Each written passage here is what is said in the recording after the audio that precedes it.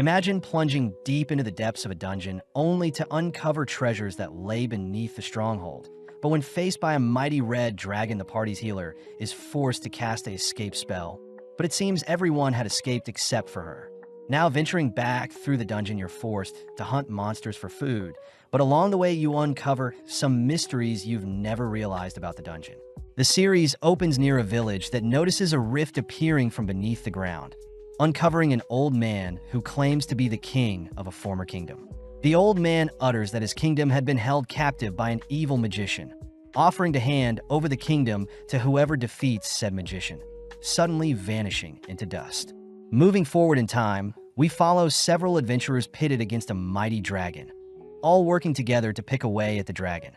But the adventurers begin dropping one by one, having lost valuable time and resources in the previous days. Leos Tudin, the leader and our MC, is seen lost in thought, planning their next course of action after defeating the dragon. But suddenly Fallon, Leos's younger sister, shoves Leos away, helplessly watching as Fallon is snatched up by the red dragon. Scanning the area, Leos realizes his party has completely been wiped, watching as Fallon casts one final spell out of desperation, sending Leos and the entirety of the party back to the surface. Waking up in a field, Leos is called by Marcel Donato, notified that everyone had escaped the dungeon, all but Fallon herself. Leos is horrified to realize that her magic couldn't rescue her from the jaws of the dragon, asking for everyone to prepare to re-enter the dungeon. But Marcel reveals that everyone's gear had been lost when they were transported out of the dungeon. Chilchuk also joins the conversation, revealing that two of their party members have resigned, having been scouted by other parties. Leos knows exploring dungeons costs money to hire companions, buying equipment, and purchasing food, wondering if they could sell their current items to cover their expenses, but Chilchuk says they're nowhere near their goal. Leos knows that Fallon will get digested the longer they wait, saddened to hear revival spells won't work in every case, but first they should refuel with some food. Heading through town, Marcel and Chilchuk both begin listing off foods they crave, but Leos reminds them that they still need to save Fallon, suggesting that he solo the dungeon whilst the others sell their gear. Leos blames himself for not being more prepared, not wanting to put his friends in harm's way. But Marcel reminds Leos he needs her magic, and Chilchuk states they'll need his skills to open doors and disable traps. With Leos fired up, he declares that they'll quench their hunger by slaying the monsters within the dungeon, reminding everyone that there is an entire ecosystem of monsters in the dungeon, and this will surely give them chances to hunt for their own meals. As Marcel and Chilchuk think back on their monster encounters, they question if they'll survive after eating such creatures, telling Leos that criminals that have been banished are the ones that feed on monsters. But as Leos and Marcel continue to bicker, they suddenly spot a newbie party fleeing from a monster. With a single swing, Marcel knocks out the mushroom monster chasing them, watching as Leos appoint the mushroom monster as their first meal, learning from a book that mushrooms are a good beginner meal. Needing more ingredients, Leos rushes deeper into the dungeon, cutting over to a section of the dungeon that once was a cemetery for villagers to sleep, but now it has been turned into a marketplace for adventurers.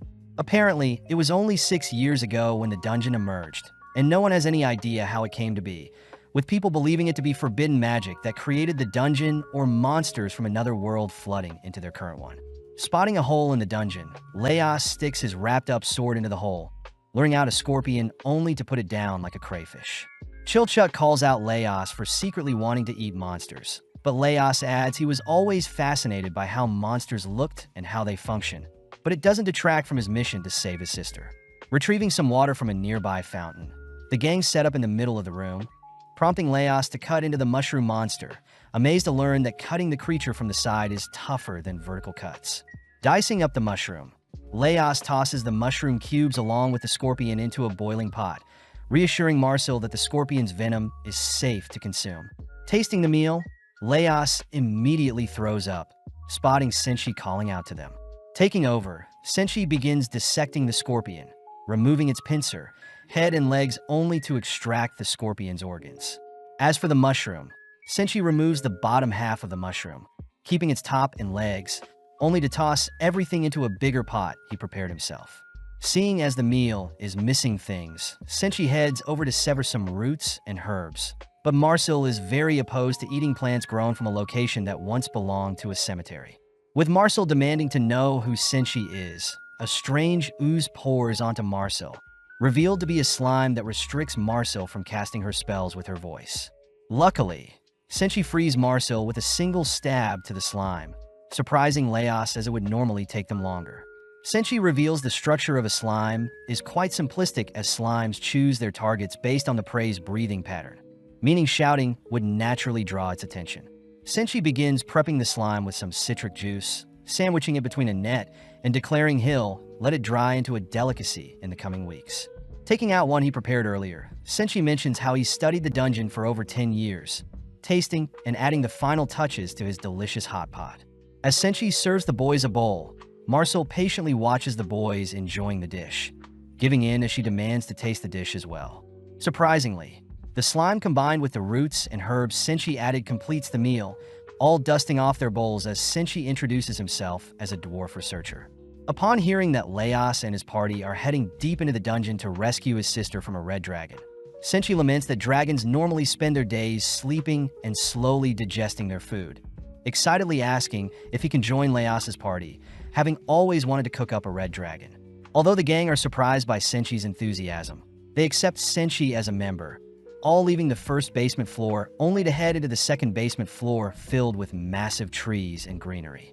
Apparently, scholars believe that the second basement floor belongs to the upper region of a golden castle, making Chilchik question how the massive trees remain underground, but Leos brushes it off as another feature of the cursed dungeon. Seeing Marcel trip, Leos reasons they should set up camp and rest for the day, reminded of the time when they spent the night in a hollow tree, all agreeing to hunt down monsters for their dinner. Seeing Marcel annoyed, Leos promises to make a meal that suits her taste, but Marcel freaks out hearing that only rats, bats, goblins, and living armor are the most popular monsters nearby. Luckily, Senshi reassures everyone that fruits also grow nearby, guiding everyone to some man-eating plants with fruits growing from them, annoying Marcel. Leos reminds Marcel that man-eating plants are an umbrella term, showing off the Basilisk flower lure in a mouse with its mucus trap, slaying it only to use it as compost. Leos states that all plants and vegetables are grown from dead remains and animal feces, reassured by Chilchuk that such man-eating plants at their level would never be able to harm humans.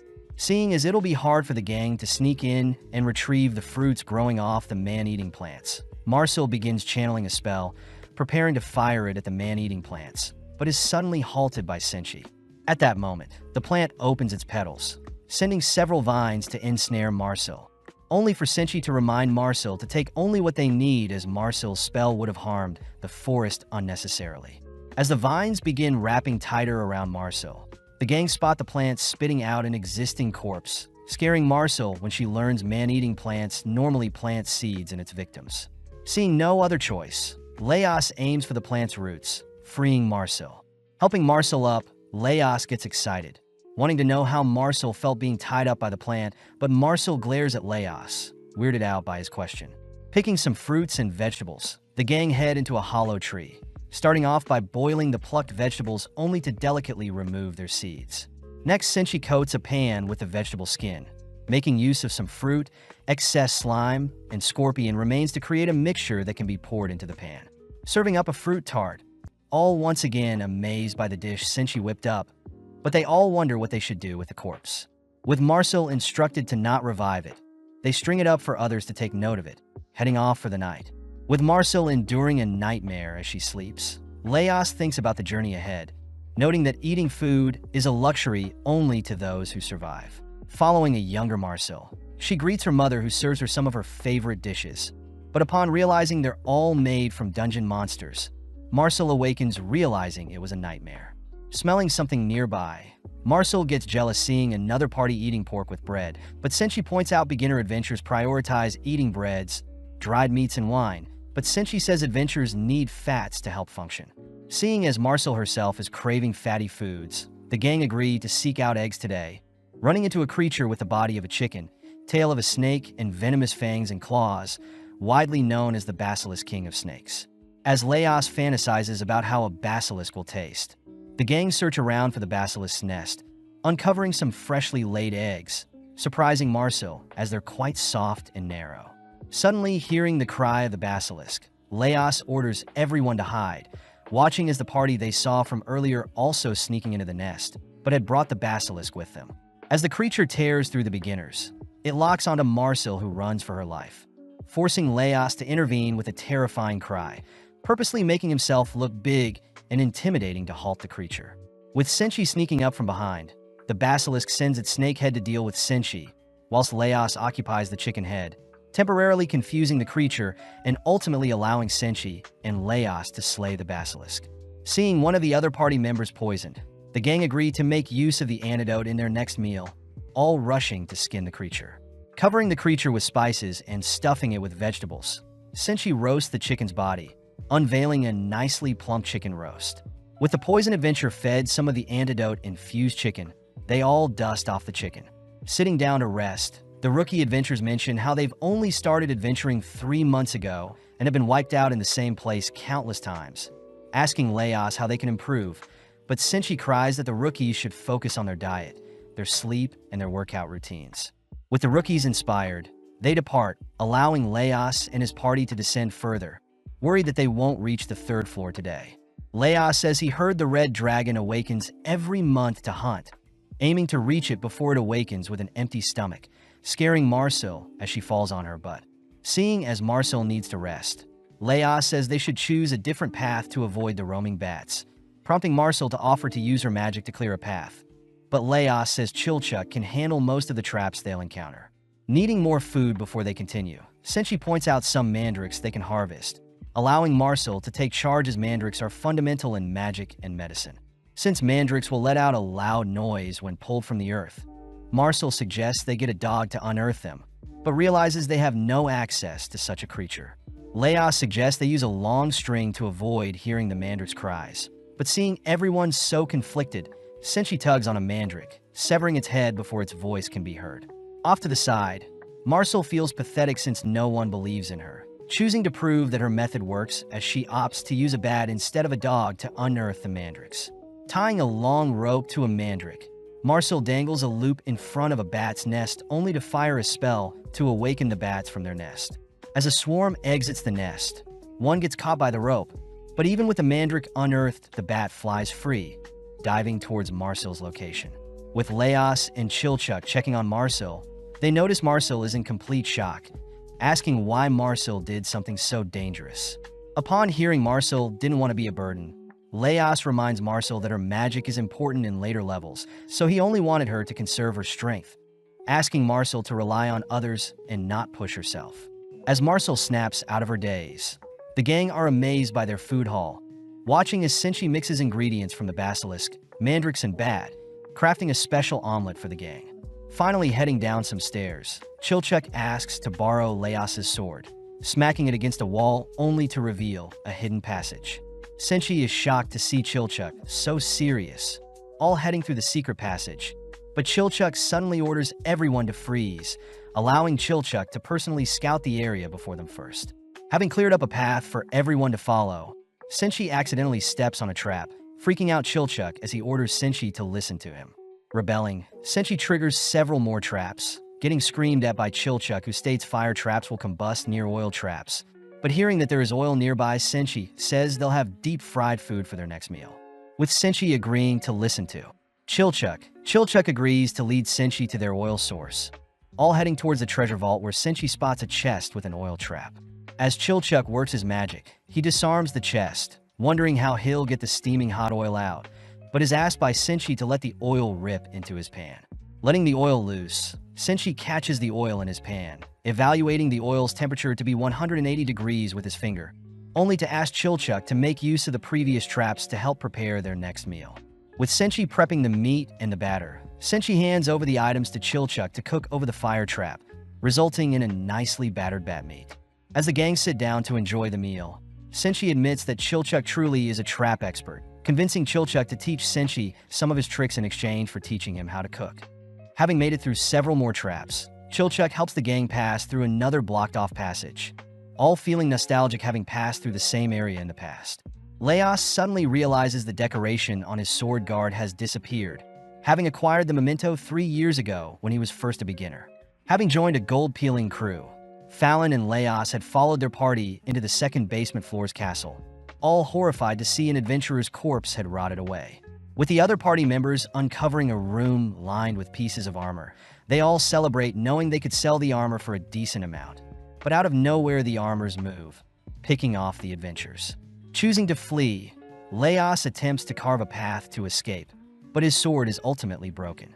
Stealing his resolve, Leos had managed to snatch another armor sword, sadly losing his life and marking his first ever death, but was revived and had ever since carried the same sword on his adventures. As the gang re-explore their current location, they peek into a familiar room lined with living armors, all agreeing to keep battle to a minimum. Giving the signal, the gang rush through the hall, all watching as a stray armor steps out of line, forcing Senshi and Leos to dispatch it. Sadly, more armors begin to awaken, blocking off the gang's exit, forcing a retreat for now. Leos notes the armor's unusual pattern, seeing as the armors normally awaken when people move close to them.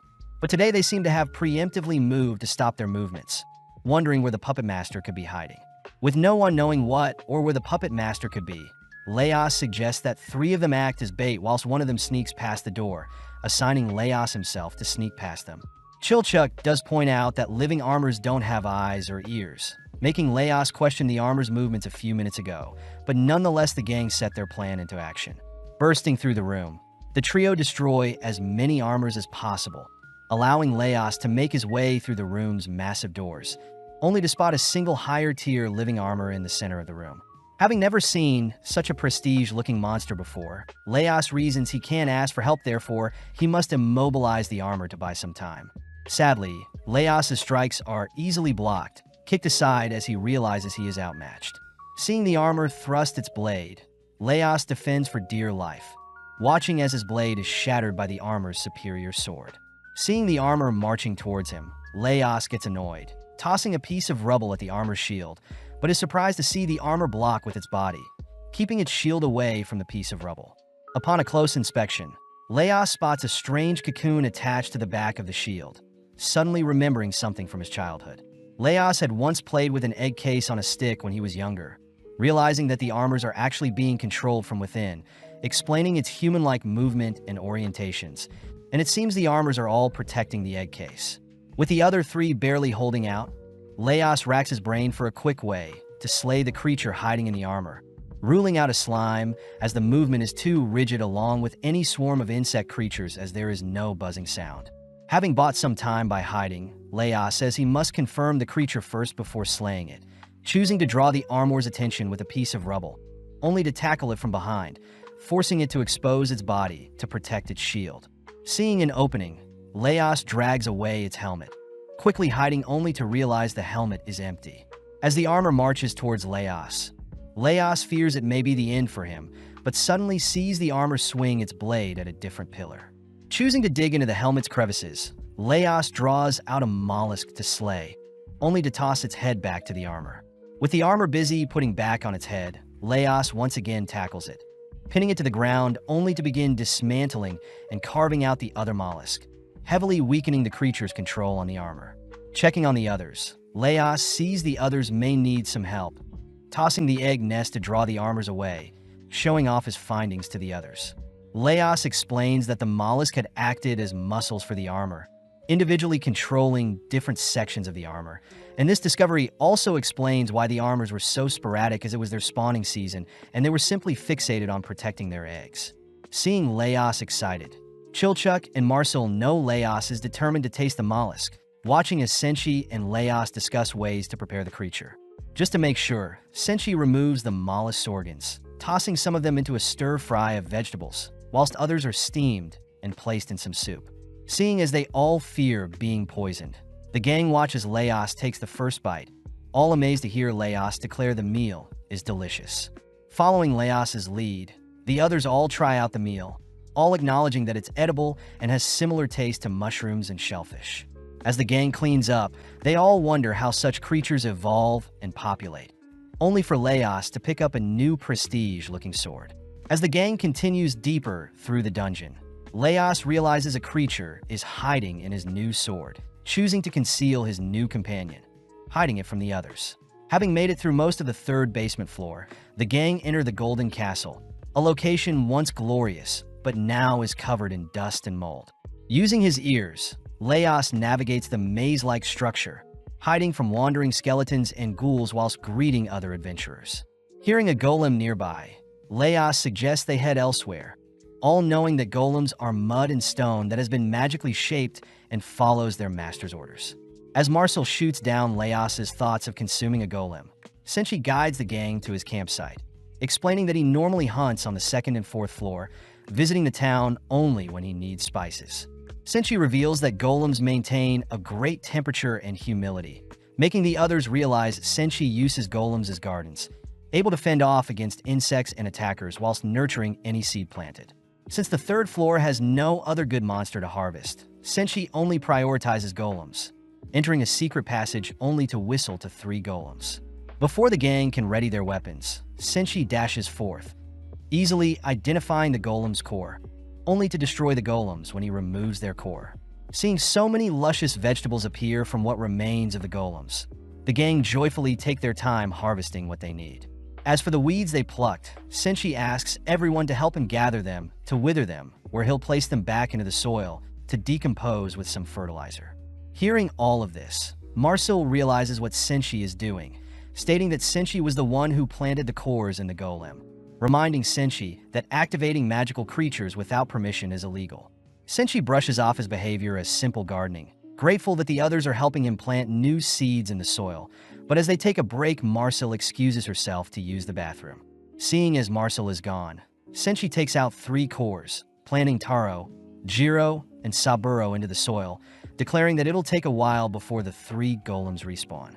With Laos inspired by Senshi's dedication to farming, the gang begin preparing the vegetables, prompting Senshi to start a fire.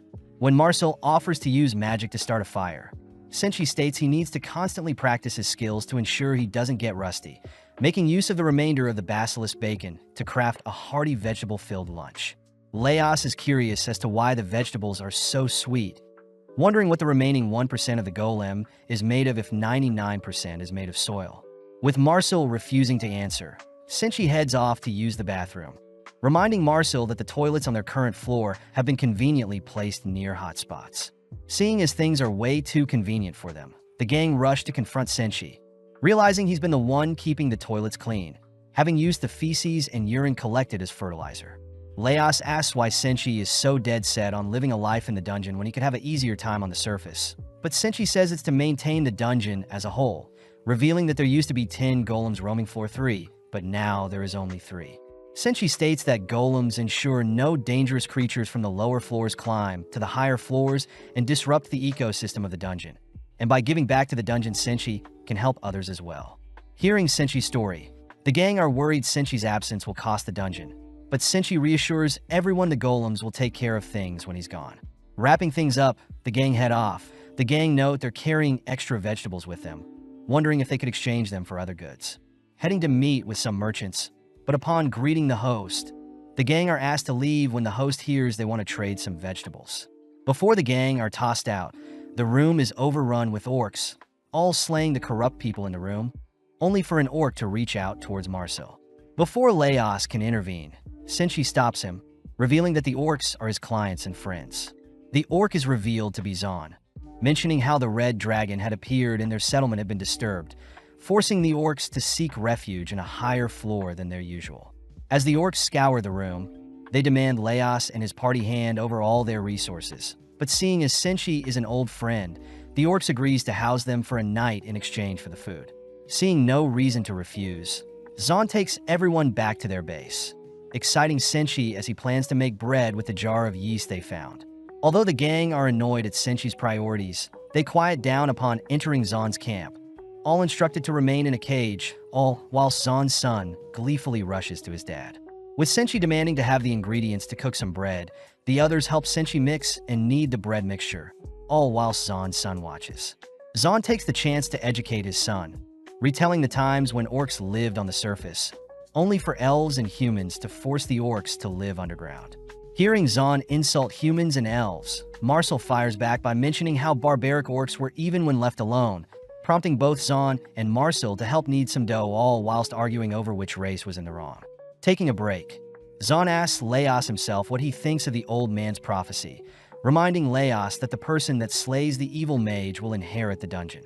Laos admits he has no aspirations to inherit the dungeon, annoying Zahn as he states all adventurers are lazy and greedy, getting into another argument with Marcel. Having let the dough rise, Senshi bakes the dough, revealing a nice golden brown bread. Before the gang can taste the bread, Zahn declares the bread to be the orcs' belonging.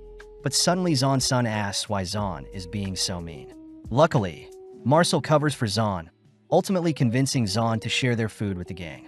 With everyone sitting down for a meal, Marcel admits the orcs can cook, giving Laos the chance to reveal that his main goal is to slay the red dragon to save his sister.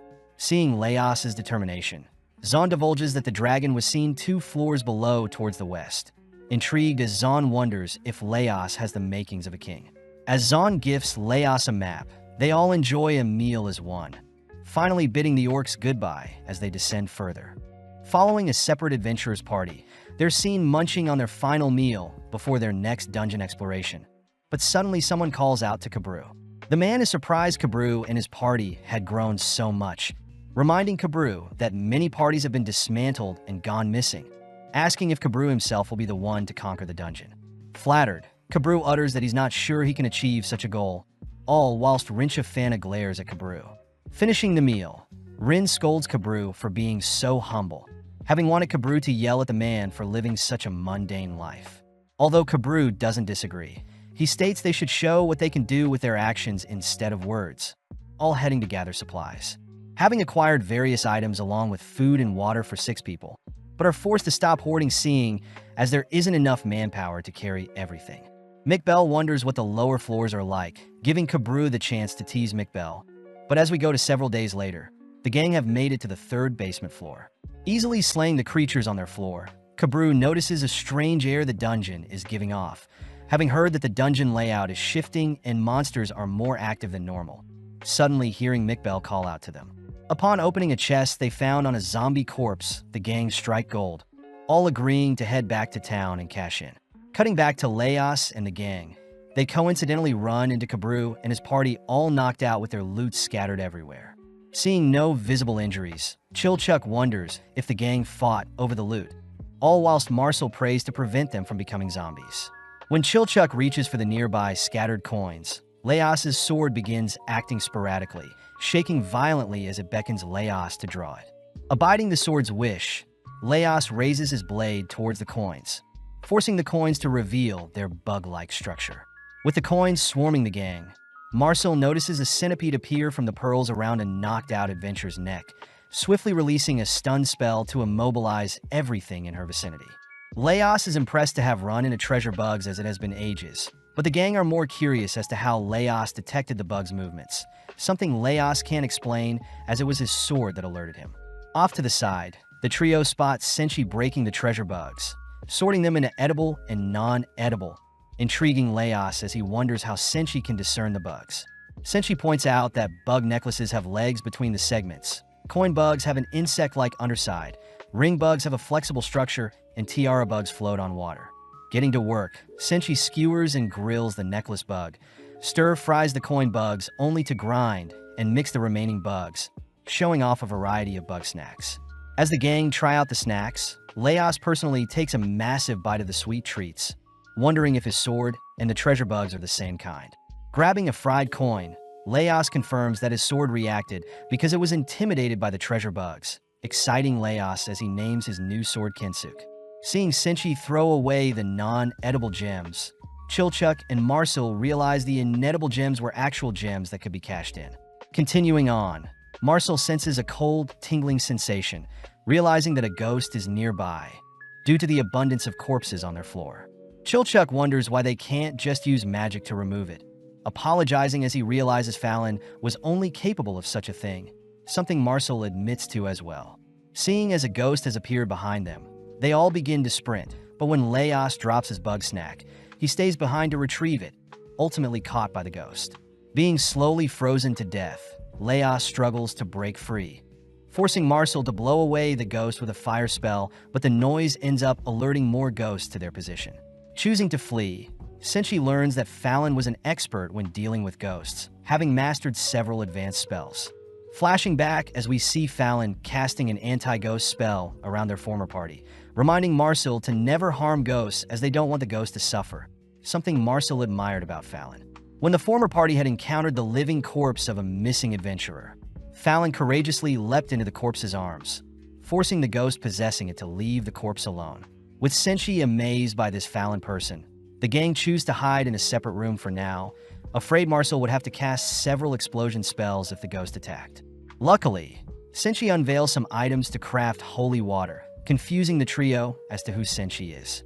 Senshi recounts that there are many customs and beliefs around the world, some of which include the use of fire to scare away demons, the worship of the golden beetle as it represents the sun god, offerings of alcohol to disinfect things, and salt itself as it cleanses all evil. As Senshi rushes up to finish the holy water, the ghosts all begin peeping into their room, all individually clinging to party members who hopelessly give in. Leos himself begins blaming his weaknesses, having wished for himself to be the one who was eaten, not Fallon. But before Leos can reach out to Fallon, Senshi smacks away the ghost with his makeshift holy water. Putting in the work, Senshi works his way around to all the ghosts, freeing Chilchuk from reuniting with his deceased father. Seeing Senshi miraculously fight off the ghost, Leos instructs the others to not beat themselves up for what happened to Fallon, offering to help swing around Senshi's holy water. Having cleared up all the ghosts, the gang noticed the holy water had been frozen over, opening the jar of holy water only to discover ice cream sorbet had been made. Having resolved the issue at hand, Leos states that if Fallon was here, they probably wouldn't have gotten to enjoy the ice cream. But this only sours the mood. Having been walking for a while, Leos asks if they should rest up before descending into floor 4, reminded that they only have treasure bugs as resources. Moving into a dining room, the gang notice an abundance of paintings, but no food, all wishing a hearty meal would appear before them. Out of nowhere, a nearby painting begins to spin, attempting to suck Leos in, but Marcel destroys it before anything happens. Leos scolds Marcel for ruining his fun, stating that if he were sucked into the paintings, he could at least quench his hunger with the food inside. Although the gang think Leos is crazy, they end up tying a rope to him, allowing Leos to get sucked up by one of the paintings. Flung into a new world, Leos is spotted by a maid who mistakes Leos to be a guard, swiftly handing Leos a bowl of fruit as they both rush to serve it to the king and queen. As Leos tries to look for an opening to devour some food, Leos loses his appetite, seeing King Freenag adore his newborn Prince Delgal, along with an elf praising the new prince, signaling for the others to pull him out of the painting. The gang are disappointed to see Leos return with nothing, all searching around for a more casual and fun painting, prompting Leos to leap into a new setting.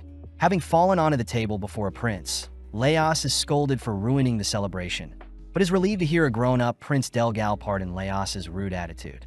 Now allowed to roam around, Leos reaches for a chicken drumstick, but loses his appetite, once again hearing that the king has been poisoned. Choosing to retrieve some food before he's pulled out, Leos takes note of the same elf from the other painting. But when he returns to the others, he realizes the food has disappeared, only allowed to exist in the paintings. Having had enough, Leos states he'll eat his fill whilst in the paintings, rushing into a banquet seating. Spotting Prince Delgal has inherited the throne, but more importantly, Leos stuffs his face with as much food as possible. Before Leos can leave, the same elf from earlier stops him, demanding to know who Leos is, having remembered Leos from when Prince Delgal was born along with when the king was poisoned. Seeing the elf ignite his armor, Leos signals to be pulled out. Sad to report that an elf has now recognized him, but worst of all, he is still hungry as the food doesn't return with him. Continuing through the floor, the gang arrive at an abandoned kitchen with a water source nearby. Sad they won't reach the 4th floor today. With everyone settling in for the night, Chilchuk catches a glimpse of a chest nearby, deducing that the chest must be a mimic. Choosing to hide the mimic from the others, Chilchuk utters that he has had nothing but trouble with mimics, but the others call him out for acting strange. Chilchuk simply excuses his behavior as him being tired, but is called out by Marcel for always being so secretive, having never told anyone about his age or past. That night, Chilchuk stands guard, completely famished as he chooses to retrieve some water, only to discover a coin insect nearby. Seeing the coin running towards the mimic, Chilchuk rushes after it, accidentally setting off a trap that locks him in the room with the mimic. Seeing no way of opening it from the outside, Chilchuck reasons he shouldn't yell for help as it'll attract monsters, declaring he'll break free from the inside. Upon inspecting the room, Chilchuck is annoyed by the spikes hidden in the floor along with the ancient language on the wall he can't read. Seeing as there are 3 switches in the room he must press, Chilchuck realizes there is a 4th switch near the mimic, choosing to rest for a bit as he racks his brain. Out of nowhere, a pair of claws reach out from Chilchuck's resting spot, forcing Chilchuck to dodge back as he realizes he's been sitting on a mimic, running for dear life. Chilchuck remembers he can flip a mimic to immobilize it, making use of a spike trap to flip the mimic all while sustaining minimal damage. As for the mimic he swore to avoid, he realizes the chest was empty all along, instead housing a lone insect coin with the same writing as the ancient language. Rushing to decipher the writing, Chilchuck manages to trigger the 4 rooms traps in the correct order, barely escaping the reach of the mimic chasing after him as the mimic is crushed by the gate. With all the commotion, the others awaken to see Chilchuck barely alive, amazed he managed to catch a mimic for their next meal. With Senshi and Laos dead set on eating the mimic, Senshi first dissects and boils the creature, unveiling a freshly steamed mimic, but Laos notes how tough it is to deshell it. As Senshi and Laos force Chilchuck to hand over his lock-picking tools, the gang dine on the fresh mimic, curious as to why Chilchuck kept the mimic a secret from them. Chilchuck states he has had a horrible past dealing with mimics, stressed that the mimic would eat a coin insect he found, but is corrected as Laos states coin insects actually eat mimics. Apparently, the coins crawl into the mimics to lay eggs, allowing the newborns to feast off the mimic, waiting for the day someone discovers them, where the coins can roam free in search of more mimics. Marcel takes the chance to scold Chilchuck for being so secretive, ultimately convincing Chilchuck to reveal he is 29 years old, considered a child by Marcel and Senshi. Following Kabru, we see several older adventurers discovering their party's corpses, swiftly reviving the gang as Rin is shocked they were wiped out. On top of things, the gang realizes their loot and some of their belongings has disappeared, but the old men who revived them hide the fact that it was treasure bugs that attacked them, instead revealing that a different party passed by them. With Rin discovering a strand of hair used to ward off ghosts, Shuro puts his nose to work, sniffing out that an elf, a human, a dwarf, and a half-foot passed by, even having a meal next to their lifeless bodies. Annoyed, Kabru states they'll be chasing after them, tossing the older adventurers a payment, watching the kids leave only to utter that they kept the treasure bugs a secret to make more cash. Back with Laos and the others, they begin to wash up before heading out, all whilst Marcel remembers her valuable soap bar had been left behind in the dragon's domain.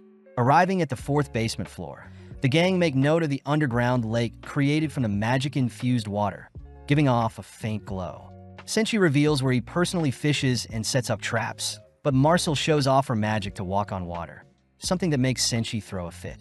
Seeing Senshi flailing around, Laos holds Senshi down, allowing Marcel to cast the water-walking spell on him, asking why Senshi hates magic so much. Senshi states that people become over-reliant on their magic, but as Laos gives Senshi a shove, the gang watches Senshi slowly begins to sink, pulling him out as they wonder why the spell isn't working. Laos realizes Senshi's dirty beard is like an insulator that weakens the spell's effect, giving Senshi the opportunity to show off his method of crossing the lake. Taking out the shell of a mimic, Senshi places it on top of the river, drawing out a majestic-looking kelpie. Although the gang are frightened at first, Senshi reassures them that he's named the kelpie and, having frequently ran into her when he fishes. When Senshi suggests that he ride and steer, and Laos says he's against it, reminding Senshi that kelpies draw people into deep waters with its beauty only to do unspeakable things. Senshi utters that he trusts and, hopping on her back as he begins to ride her, but upon seeing and begin to submerge, Laos ties some rope onto and, diving into the waters to follow the drowning Senshi. At first, Senshi is confused, seeing and acting strange, frightened upon seeing and bare her teeth, rushing to clamp onto some mimic shell Senshi is holding. Seeing no other way, Laos wrestles and stabs, and allowing Senshi to follow up. On the surface, Marcel and Chilchuck hurriedly reel in the rope, relieved to see no one is hurt. Senshi realizes and was waiting for him to ride her all along, prompting Laos to remind everyone that monsters are unpredictable, but having more than enough, Senshi declares he'll personally butcher Anne's body. Coming up with an idea, Marcel asks for some fat, working beside Senshi, but at the same time, Laos points to several objects floating in the distance, asking Chilchuck to help him investigate. Walking on water, Laos and Chilchuck discover the bodies of Kabru and their party, barely recognizing them from earlier. But upon discovering the corpse of a mermaid, Chilchuck deduces that Kabru and his party must have given their lives to slay the monster. At that moment, Chilchuck's eyes become blank, beginning to walk off towards the source of a sound only to be brought back to reality by Leo's clapping sound. Off in the distance, two sirens can be seen singing. Noticing Laos and Chilchuck approaching them, they quickly scurry off, frightened by Laos's singing.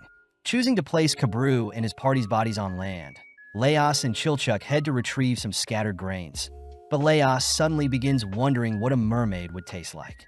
Intervening, Chilchuck reminds Laos that a mermaid is a demi-human, creatures that embody humans and monsters.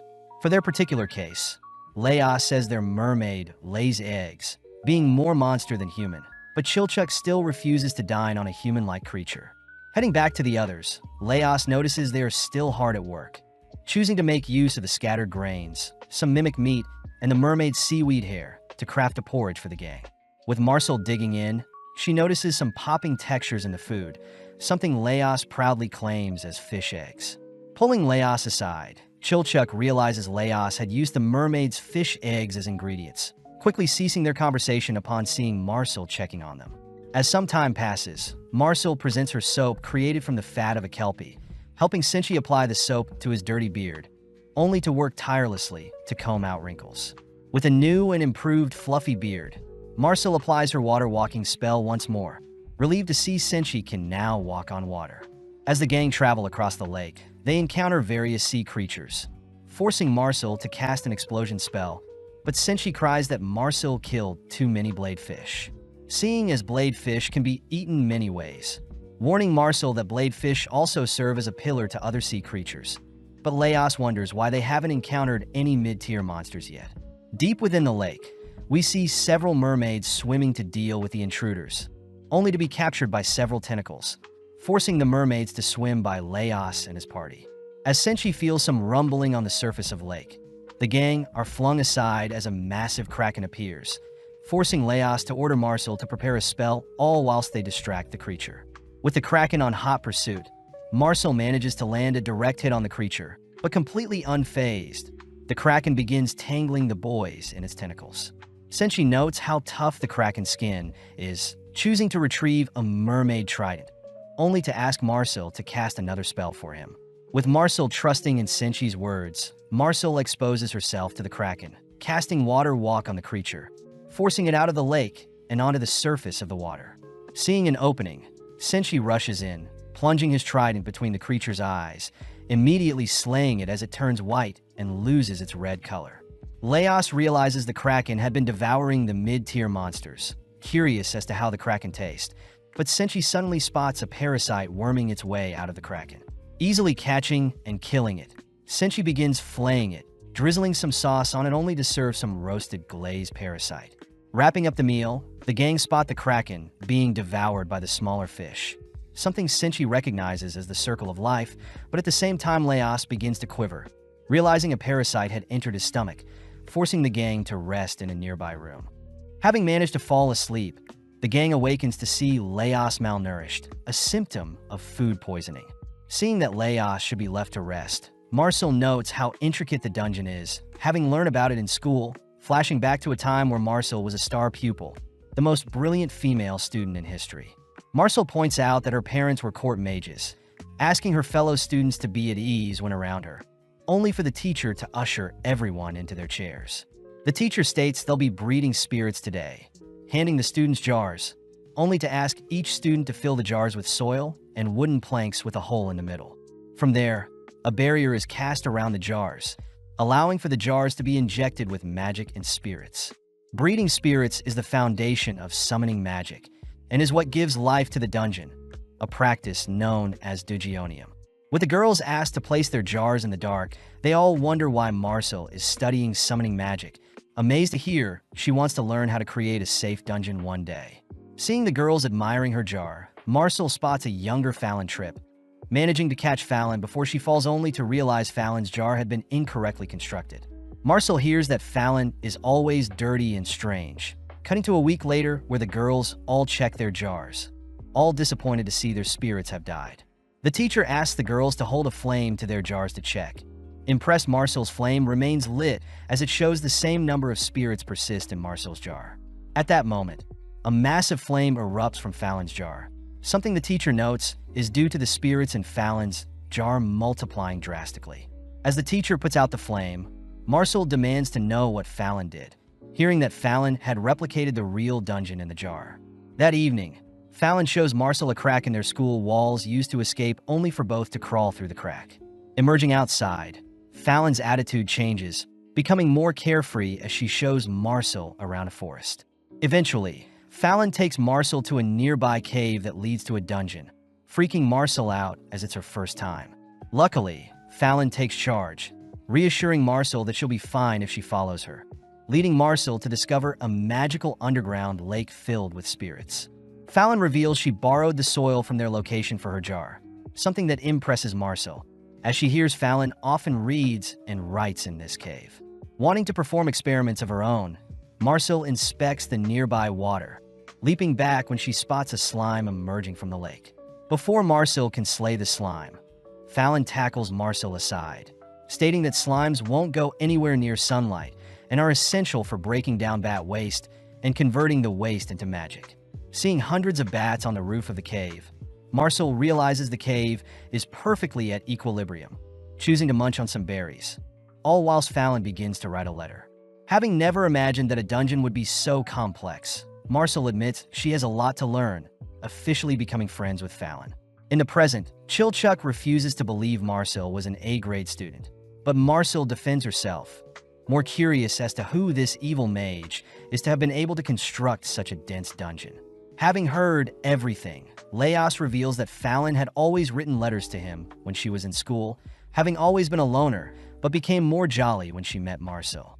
Flattered, Marcel declares they'll rescue Fallon no matter what, prompting Chilchuck to point to their current location on the map and where the red dragon is. The gang estimate it'll take 2 days to encounter the dragon, but seeing as the dragon may move around, Chilchuck states they'll set up camp halfway and once more before encountering the dragon itself. Seeing as Leos is still resting, Marcel requests to wipe herself down, feeling bad as she is the only girl. Thinking back, Marcel remembered the moment where Namari and Toshiro had left their party, pissed that they would leave Fallon in the dungeon alone. Seeing as they need to get moving, the boys wake Leos up, all whilst Marcel heads to dump out the rest of her boiling water.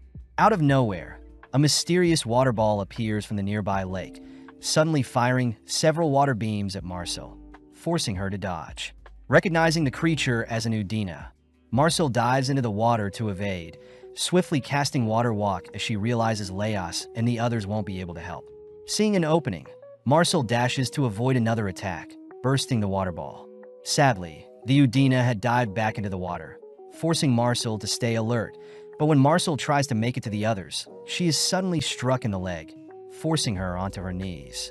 Scanning the perimeter, Marcel barely catches a glimpse of the creature, struck once more only to realize her magic is running low. With no other choice, Marcel allows the creature to swim in close, blowing up the water below her only for Leos to catch her. Even though Marcel has made it to the others, the undina simply continues to chase the gang, forcing them back into hiding as Marcel is forced to rest and recover her magic. Seeing as they can't make it past the lake without Marcel's magic, Senshi and Leos agree to create a barbecue with the Kelpie's meat, waking Marcel up.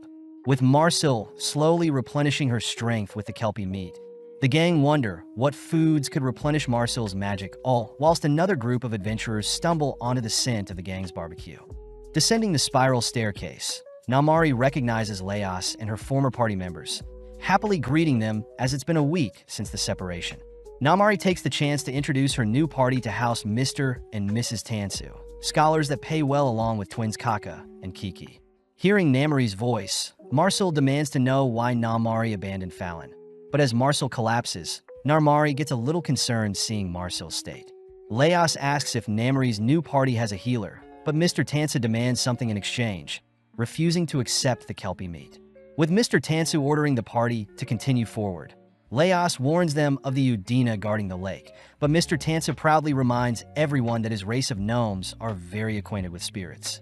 Standing before the undina, Mr. Tansu attempts to speak with the undina, but upon seeing the creature firing off some water beams, Tansu is forced to use Namari as a meat shield. Seeing no other way out, the twins rush to retrieve Namari and Mr. Tansu, embarrassed to see their method didn't work, only for Mr. Tansu to resurrect Namari. Namari is pissed that she is always someone's meat shield, but off to the side Senshi states he despises how unnatural resurrection magic is. Mr. Tansu interjects, reminding Senshi that the dungeon traps people's souls, giving people second chances to be revived, almost like a mighty curse. Mr. Tansu reveals that he came into the dungeon to study a magic circle, having been lost for a while due to Namari's guidance. Mr. Tansu agrees to heal Marcel in exchange for an escort to the nearby magic circle, an offer Laos can't refuse, choosing to personally escort Mr. Tansu alongside Senshi.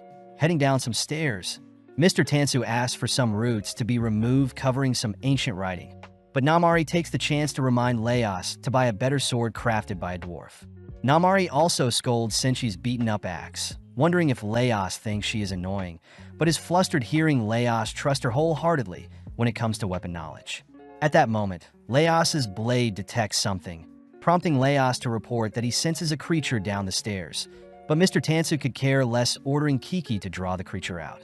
When Kiki attempts to investigate with her crossbow, several tentacles wrap around and pull her into the ceiling, making Mr. Tansu beg the gang to save Kiki. Namari suggests they get ensnared to help free Kiki, but Laos reveals that tentacles from the monster will inject poison into them, making Laos instead ask to borrow Senshi's helmet.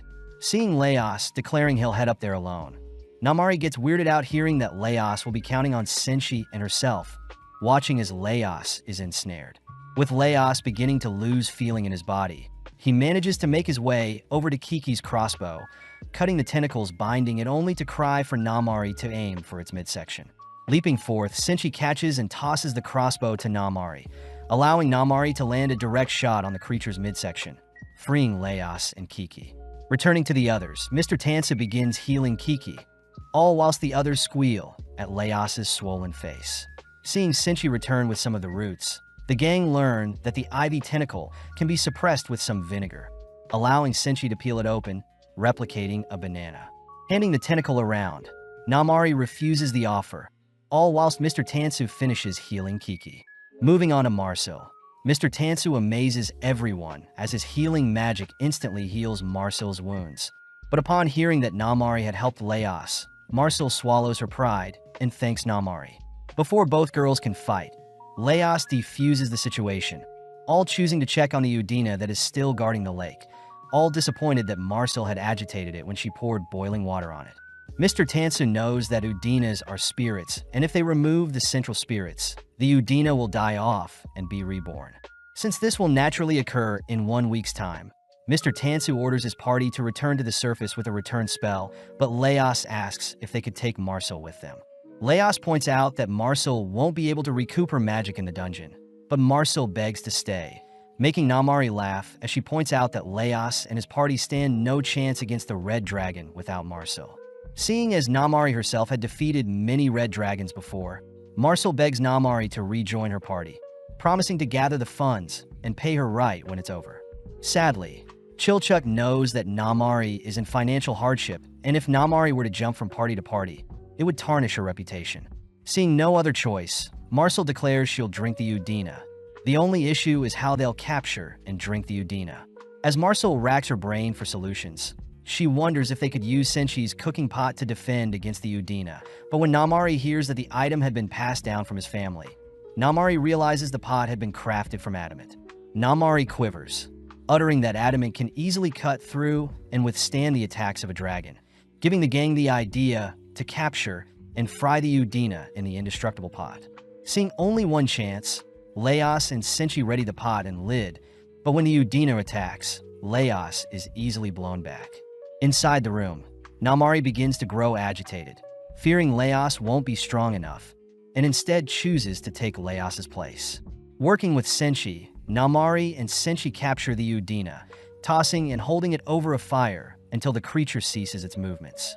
With Marcel grateful for Namori's help, Marcel downs a cup Undina's water, but seeing as it'll be hard to absorb spirit magic, the gang start using the liquid to cook.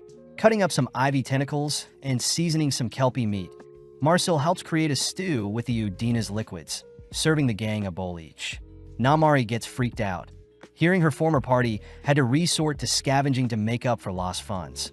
But upon tasting the stew, is relieved to see not everything is bad. Seeing Mr. Tansu prepare to leave, Namori convinces the others to sit down for a meal. All cleaning up as Namori learns Chilchuk has stuck by Leos as he had a debt to pay off. Leos asks if Namori knows where Shuro is, learning that Shuro loved Fallon, so he probably is still searching for her in his own way. But just like that, the two party part ways. Finally passing through the lake, the gang run into some stairs that'll take them to the 5th basement floor, but Chilchuk states there is an abundance of tentacles blocking their path. Leos reminds everyone that the orcs probably used said trap to scare away adventurers, choosing to hack away at the tentacles to carve a path, but just then Chilchuk pulls Marcel away from the wall, watching as a tentacle emerges from a crack.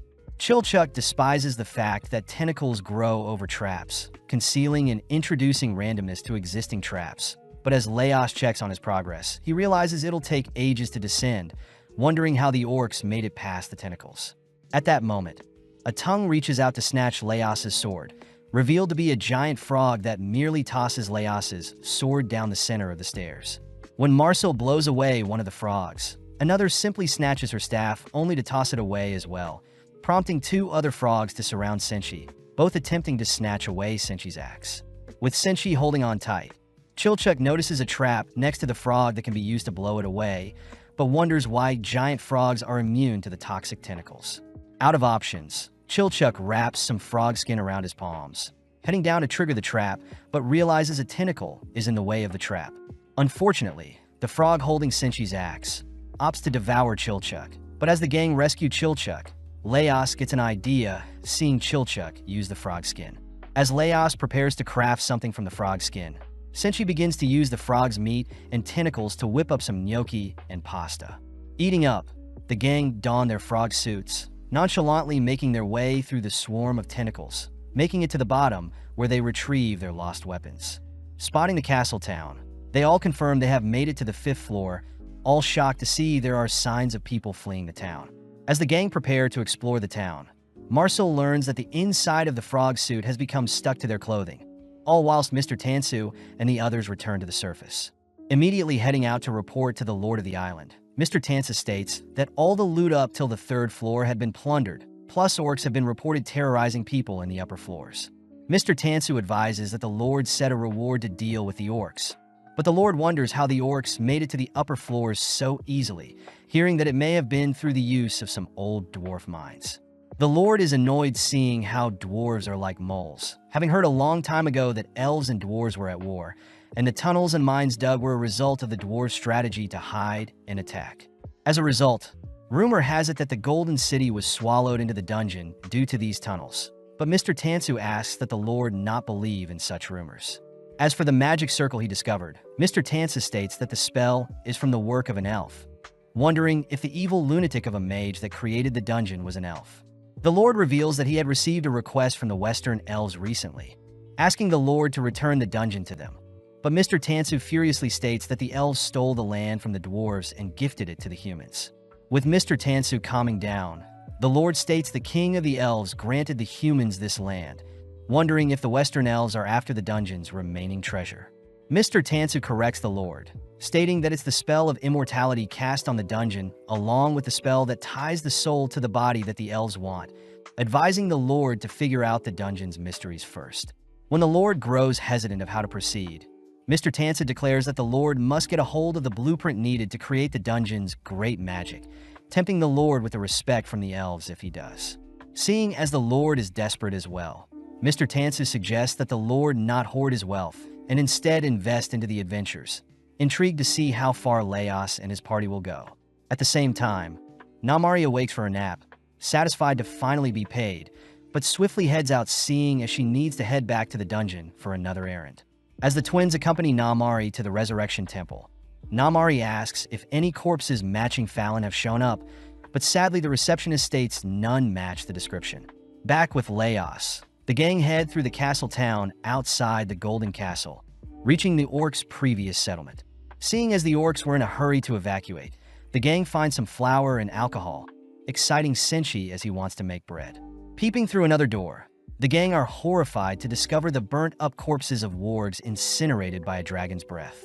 Having confirmed that the dragon is now awake and roaming, Marcel begins to doubt her chances of survival. Calming her down, Chilchuk reminds everyone that he won't be able to participate, but Senshi wonders how Laos dealt with dragons in the past, hearing that Fallon would cast protective spells prior. Then Laos, Shuro, and Namari would engage the dragon. Marcel would support with offensive spells, and Shuro would deal the finishing blows. Seeing as their party has changed drastically, Laos states they must target the underside of the dragon's neck, but Senshi is curious as to how big a red dragon is. Using the destroyed surroundings as reference, Laos reminds everyone that the dragon is huge, wondering if they could jump onto the dragon using the surrounding buildings.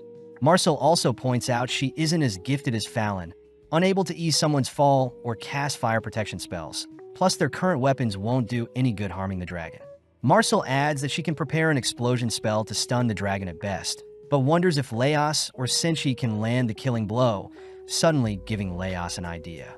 Laos suggests they collapse the surrounding building onto the dragon, pinning it so there won't be any risk of counterattacks from the dragon. Plus, they can lure the dragon around town to buy time for Marcel to cast her explosion magic. Laos does wonder why the dragon has appeared on the 5th floor, a location that is quite narrow, but Chilchuk reminds everyone that Senshi's pot can be used as a weapon against the dragon. Seeing as they have a solid plan, the gang spends some time mapping out the town, only to head back to their base where Senshi has prepared some bread. Seeing as they made the mistake of fighting the dragon on an empty stomach last time, the gang indulge in Senshi's deep-fried breaded fog. Appreciating the moment, Laos thanks everyone for making it this far with him, all suddenly hearing the red dragon appear. With some final words of encouragement, Marcel casts some defensive spells on the boys, only for the party to get into positions. With Marcel stationed inside a castle, she finishes up preparations, reasoning that an all-out stun spell would be more useful than several small explosions. Scouring the area, the red dragon locks onto Laos and the others, rushing after the gang at a moderate pace, only to be lured down an alley. Seeing as the dragon can't pass through the tight alley as easily, our trio intentionally draws out the dragon's breath, only to hold up Senshi's pot as a shield, amazed that the pot along with Marcel's spells protected them. Sadly, the lid is too hot for Laos to hold, forcing the trio to continue down the tunnel, rushing into a spare room upon seeing the dragon firing off another breath. Off in the distance, Marcel witnesses several explosions as planned, horrified to see the trio rushing towards her ahead of schedule. Having no time to think, Marcel detonates the building below her, perfectly collapsing the building onto the dragon. But in mere moments, the dragon emerges from the rubble unharmed. With Marcel flung away, the trio choose to play dead, noticing the dragon tower over them. But before Laos can reach the dragon's neck with his sword chooses to flee, forcing everyone to retreat below the red dragon. Seeing no way out, Marcel tries to draw the dragon's attention, but when Senshi cleaves at the beast with his axe, his blade shatters. As a last resort, Senshi unveils his mithril cooking knife, a blade that Laos plunges into the dragon seamlessly, but realizes it's too short to do any impactful damage. As the dragon begins flattening their location, Marcel rushes to find a solution, all whilst the boys are slowly backed away from Laos's sword, all beginning to despair. Senshi steals his resolve, stating that he'll draw the dragon's attention, rushing towards Laos's sword only to be crushed before he can reach it. Seeing Senshi barely alive, Chilchuk holds Laos back from rushing out mindlessly, instead asking Laos to find Marcel, all whilst Chilchuk checks on Senshi. Spotting Senshi's cooking knife, Chilchuk tosses the blade into the dragon's eye, giving Senshi enough time to toss Laos's blade.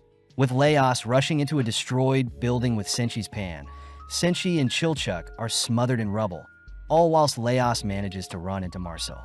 As Laos reports that the others are running out of time, he states he'll head upstairs where Marcel will blow him towards the dragon neck, using the dragon's damaged eye as a way to sneak towards its neck. Reassuring Marcel that their plan will work, Laos has Marcel set up an explosion spell, blowing Laos perfectly onto the dragon's face. Having predicted that the dragon would flail, Laos holds on tight, using the memories of Fallon to motivate Laos to place his leg into the jaws of the dragon. From there, Laos anchors his leg in the dragon's jaw, pivoting only to stab at the weak spot in the dragon's neck. With both Laos and the dragon collapsing due to their wounds, we follow Laos as he revisits a memory of him with Fallon visiting a nearby graveyard to investigate some ghosts. When Laos had run into a ghost, the ghost had begged Laos to help him, freezing Laos over. Luckily, their father had managed to arrive before things got serious. But Fallon had listened to the ghost, instructing the villagers to remove the ring from a recently deceased man. From that day forward, Laos had encouraged Fallon to dive deeper into her knowledge of ghost magic, offering to travel everywhere with Fallon. Flashing forward, Laos sees Fallon leaving him, suddenly waking up to hear Marcel has stopped his severed leg from bleeding. As Marcel heads to search for the others, she is relieved to see the boys aren't dead, swiftly healing Chilchuck only to offer to heal Senshi. Retrieving Laos's severed leg, Marcel stitches his leg, reassuring his itchiness is simply a side effect of healing magic. Having succeeded in slaying the dragon, the gang are grateful for one another, but Chilchuck wants to ask about Laos's sword later. First, they slice open the scales guarding the dragon's stomach, slowly making their way around the ribs only to pull out the stomach. As it's the moment of truth, the gang cut open the stomach, mortified to see it's empty, quickly searching the intestine only to realize there is nothing in there as well. Realizing there is still hope, the gang slice open the dragon's fuel sack, uncovering human hair lodged inside. Racing to search for human remains, they begin cleaning off the remains they find, first uncovering Fallon's staff only to discover a human skull. With everyone speechless, Marcel admits she is unsure if revival is possible for the corpse, but Laos refuses to give up, searching for the remainder of the bones as he plans to take it to the resurrection office. Marcel states that they shouldn't move the corpse as it may disrupt the corpse's connection to the soul. Plus, they normally need double the flesh and blood of the victim to be sacrificed to fully revive someone. Knowing that this is the perfect time, Marcel reveals she used to study ancient magic that now is banned, magic people know as black magic. When Marcel asks if she has permission to attempt to revive Fallon, Laos immediately asks Marcel to pull the trigger, seeing as they can use the dragon's remains as sacrifice. Slicing her hand, Marcel infuses her blood into the staff, starting off by reconstructing Fallon's skeletal structure. But first, they must separate Fallon's bones from the ward bones the dragon also consumed. By tackling different body parts at a time, the gang separates out Fallon's skull, spine, legs, arms, and finally the smaller, more intricate pieces. With Fallon and the wargs separated, Marcel begins her incantation, uttering some tongues as the surrounding skies become dark, watching as the blood and remains of the dragon begin slowly warping around Fallon's skeleton. As Marcel collapses, Laos heads over to the corpse, watching as it sits up. Hearing its voice, Laos is relieved to see Fallon is alive, rushing to cover her up as Laos wakes Marcel to tell her the good news. Seeing her best friend, Marcel leaps into Fallon's arms, breaking down as Chilchuck introduces Senshi to Fallon. Seeing as they need to eat, the girls first head to clean off, prompting Marcel to scrub Fallon clean as she checks every nook and cranny of Fallon's body. Seeing Marcel pretty depleted of mana, Fallon attempts to share her mana with Marcel, but Marcel asks Fallon to hold back until she's better. Fallon admits that she doesn't remember what happened, freaking out as she demands to know what happened to the others that fought the Red Dragon, but is relieved hearing everyone made it out safe. Fallon does ask what the bloody magic circle is on the floor, asked by Marcel to not stress out about such things since they can remove the circle and move on with life, especially since Fallon has returned to them. Back outside, Chilchuck asks what Laos will do moving forward, knowing they'll have to take the main road to head out of the dungeon. Laos admits he'll just figure things out once they make it out of the dungeon, but Chilchuck finds it strange that Marcel hid her black magic from everyone plus an elf like her doesn't yearn to explore the dungeon. When Marcel appears, she asks everyone to keep her dark magic a secret, spotting Fallon arriving as well, having just passed by Senshi preparing to cook besides the dragon.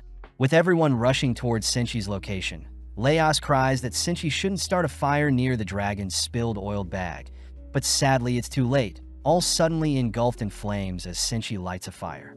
Luckily, the gang are protected by some magic, revealed to be Fallon who instinctively casted some barrier magic to protect everyone, but the gang are upset the stomach section of the dragon is on fire and will take some time to put out. Improvising, Senshi mixes up some dough, making use of the dragon's tail to harvest some meat, only to serve some pizzas and huge chunks of roasted dragon's meat.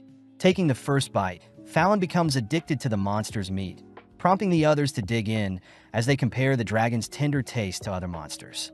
Seeing Laos get fired up over the dragon's meat, Fallon learns that the gang had to hunt and cook monsters to survive, but this amazes Fallon as she wants to hear all about the gang's adventure. Running through their adventures, Laos ends up showing off the sword he picked up, revealing that it's a living sword, explaining Laos's unusual reactions to the treasure bugs and tentacle ivies. Chilchuck scolds Laos for keeping such a secret from his party, something Laos admits was wrong, but states he plans to keep the living sword until he finds a better one.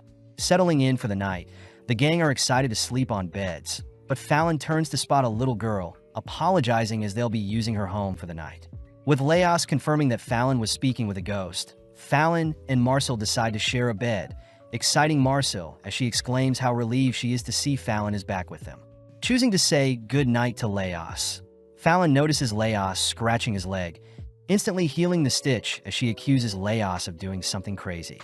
Firing back, Laos asks that Fallon never risk her life to save his again, both promising to keep each other safe, but Fallon admits she can't remember everything just yet.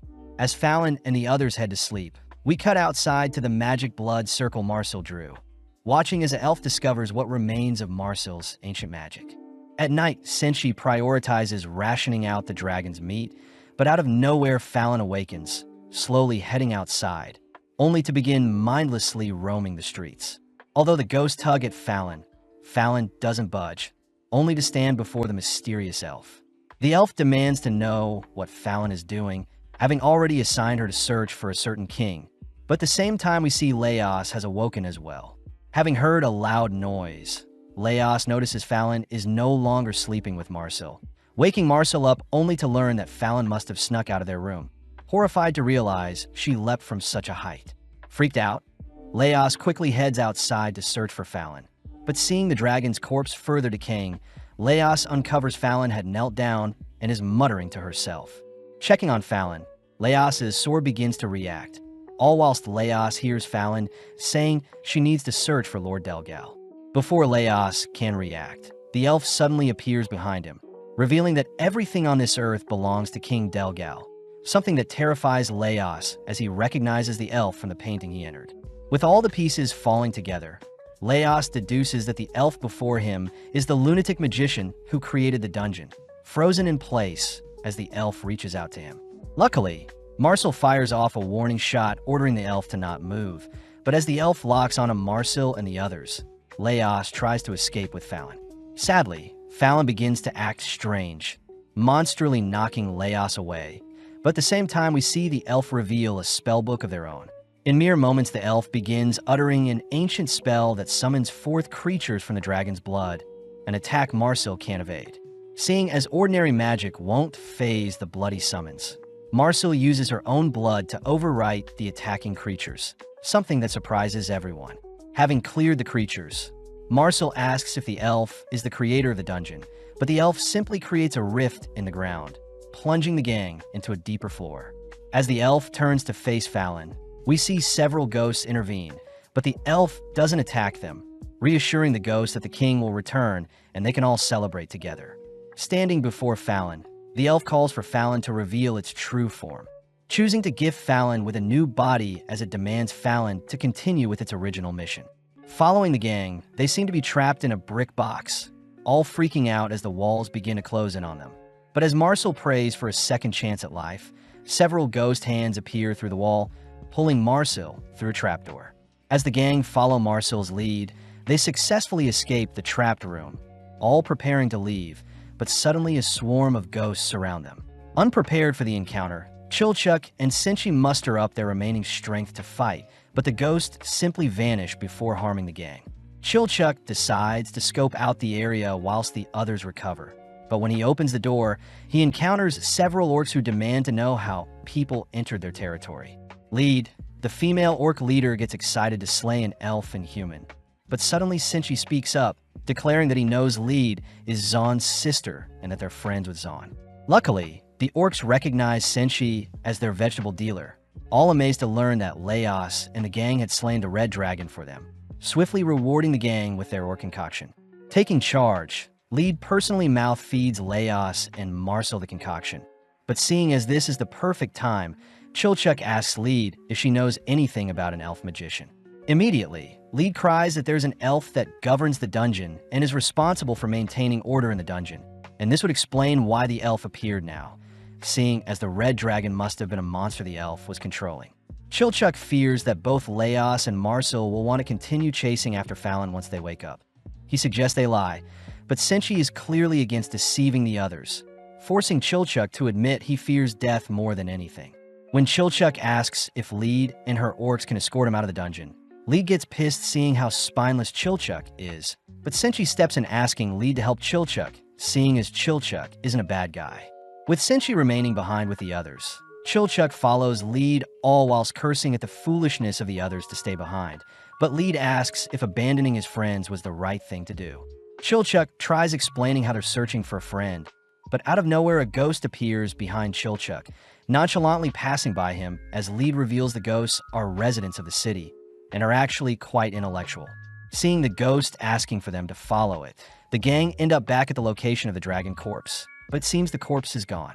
Chilchuck utters that the burn markings on the ground was because they set the dragon on fire, but luckily Fallon had protected them with a protection spell, even though she was surprised she managed to cast it. Lead grows more impressed hearing how heroic Laos was to have given up his leg to slay the dragon, but Chilchuck wonders if joining the gang was the right thing to do, only to finally make it back to their resting place. As Chilchuck packs his stuff, he continues to tell Lead about how Marcel saved them from the attackers the elf summoned, but feeling pathetic, Chilchuck admits to being a coward that leaves his friends behind. Lead says she knows Chilchuck values his friends a lot, but as they continue back along their route, Chilchuck suddenly bumps into Laos's sword, noticing a strange blood trail that leads from the dragon's corpse.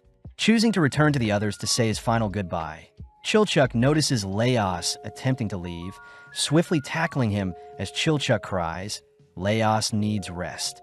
Chilchuck admits he feels sympathy for Laos, but Chilchuck cries that their party isn't ready to deal with the elf nor chase after Fallon, begging Laos to return to the surface and report their findings in hopes for a better chance to find Fallon later.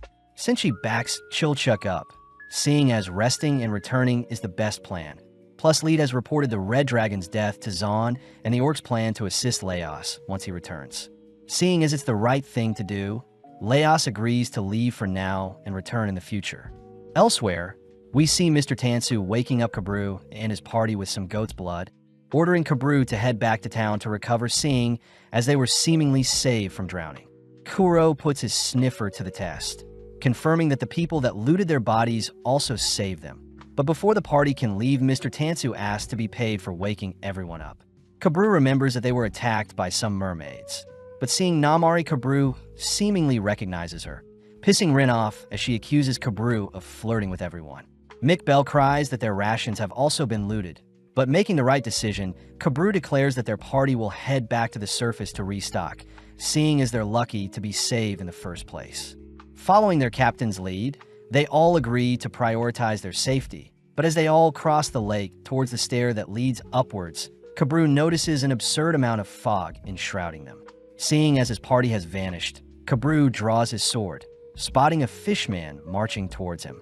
Realizing that he's surrounded, Kabru desperately defends for dear life, but feeling the weight of the attacking monster strikes, Kabru drops his sword, tackling the monster in front of him to the ground. Kabru realizes the monster before him is his party member Dia the dwarf, uttering that there has been illusion magic cast around them to trick them into fighting each other. But having identified Kuro, Home, and Mick, Kabru realizes Rin herself has begun to cast a spell. Fearing the aftermath of Rin's magic, Kabru rushes to kiss Rin, smoothly stopping Rin from blowing up her own party. Spotting two fishmen wielding tridents, Kabru rushes to knock them out, but seeing as the illusion spell is still in effect, Kabru locks onto a particular fishman standing in the back. Rushing to slay the fishman, Kabru watches as the illusion spell is removed, realizing the attacker before them is the corpse retriever that had saved them earlier. Kabru states that he knows corpse retrieval pays better than slaying monsters, and deduces that the men had simply followed them into the deeper floors in hopes Kabru's party will get wiped in order to revive them, and cash in another revival job. Sadly, Kabru's party was already revived by Mr. Tansu, and since the men were greedy, they tried tricking Kabru's party to slay each other with illusion magic. The men admit it would have been nice if Kabru brawled with Mr. Tansu's party. That way the men could have revived and cashed in on 2 revival jobs. But this annoys Kabru, as he says adventurers attacking other adventurers is a crime. When Kabru threatens to report the men to the Lord of the Island, the men ask that Kabru take the 2 men he knocked out to the resurrection office and get paid for retrieving their bodies, striking a deal to take 30% of the proceeds Kabru makes, something that entices Kabru. Before Kabru can carry the knocked out men, Kabru turns his weapon onto the leader of the men, instantly slaying him only to slaughter his 2 friends. With only 1 man left, he begs to be spared, seeing as they only care about money. But hearing the man's pathetic pleas, Kabru puts him out of his misery. Choosing to dump the bodies for the surrounding fish to feed on, Kabru apologizes for leading their party into such a slump, but Rin says it can't be helped, seeing as their party skill level isn't that advanced.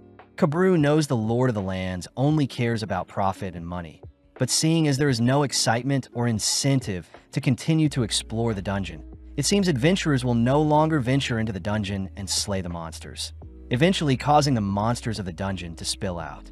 Kabru declares they'll lift the curse of the dungeon to ensure no such thing can harm the innocent citizens living on the surface, but out of nowhere Mikbel reports they've found food and loot on the men that attacked them. But sadly Kabru says they'll only be taking the men's food and dumping the remainder in the lake.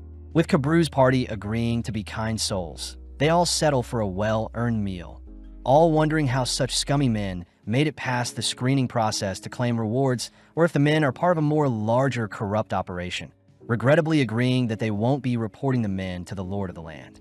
Kabru fears that newbie adventurers like Doni would be affected, but changing topics, Kabru wonders who the party of 4 that saved them are, surprised that an elf was amongst them.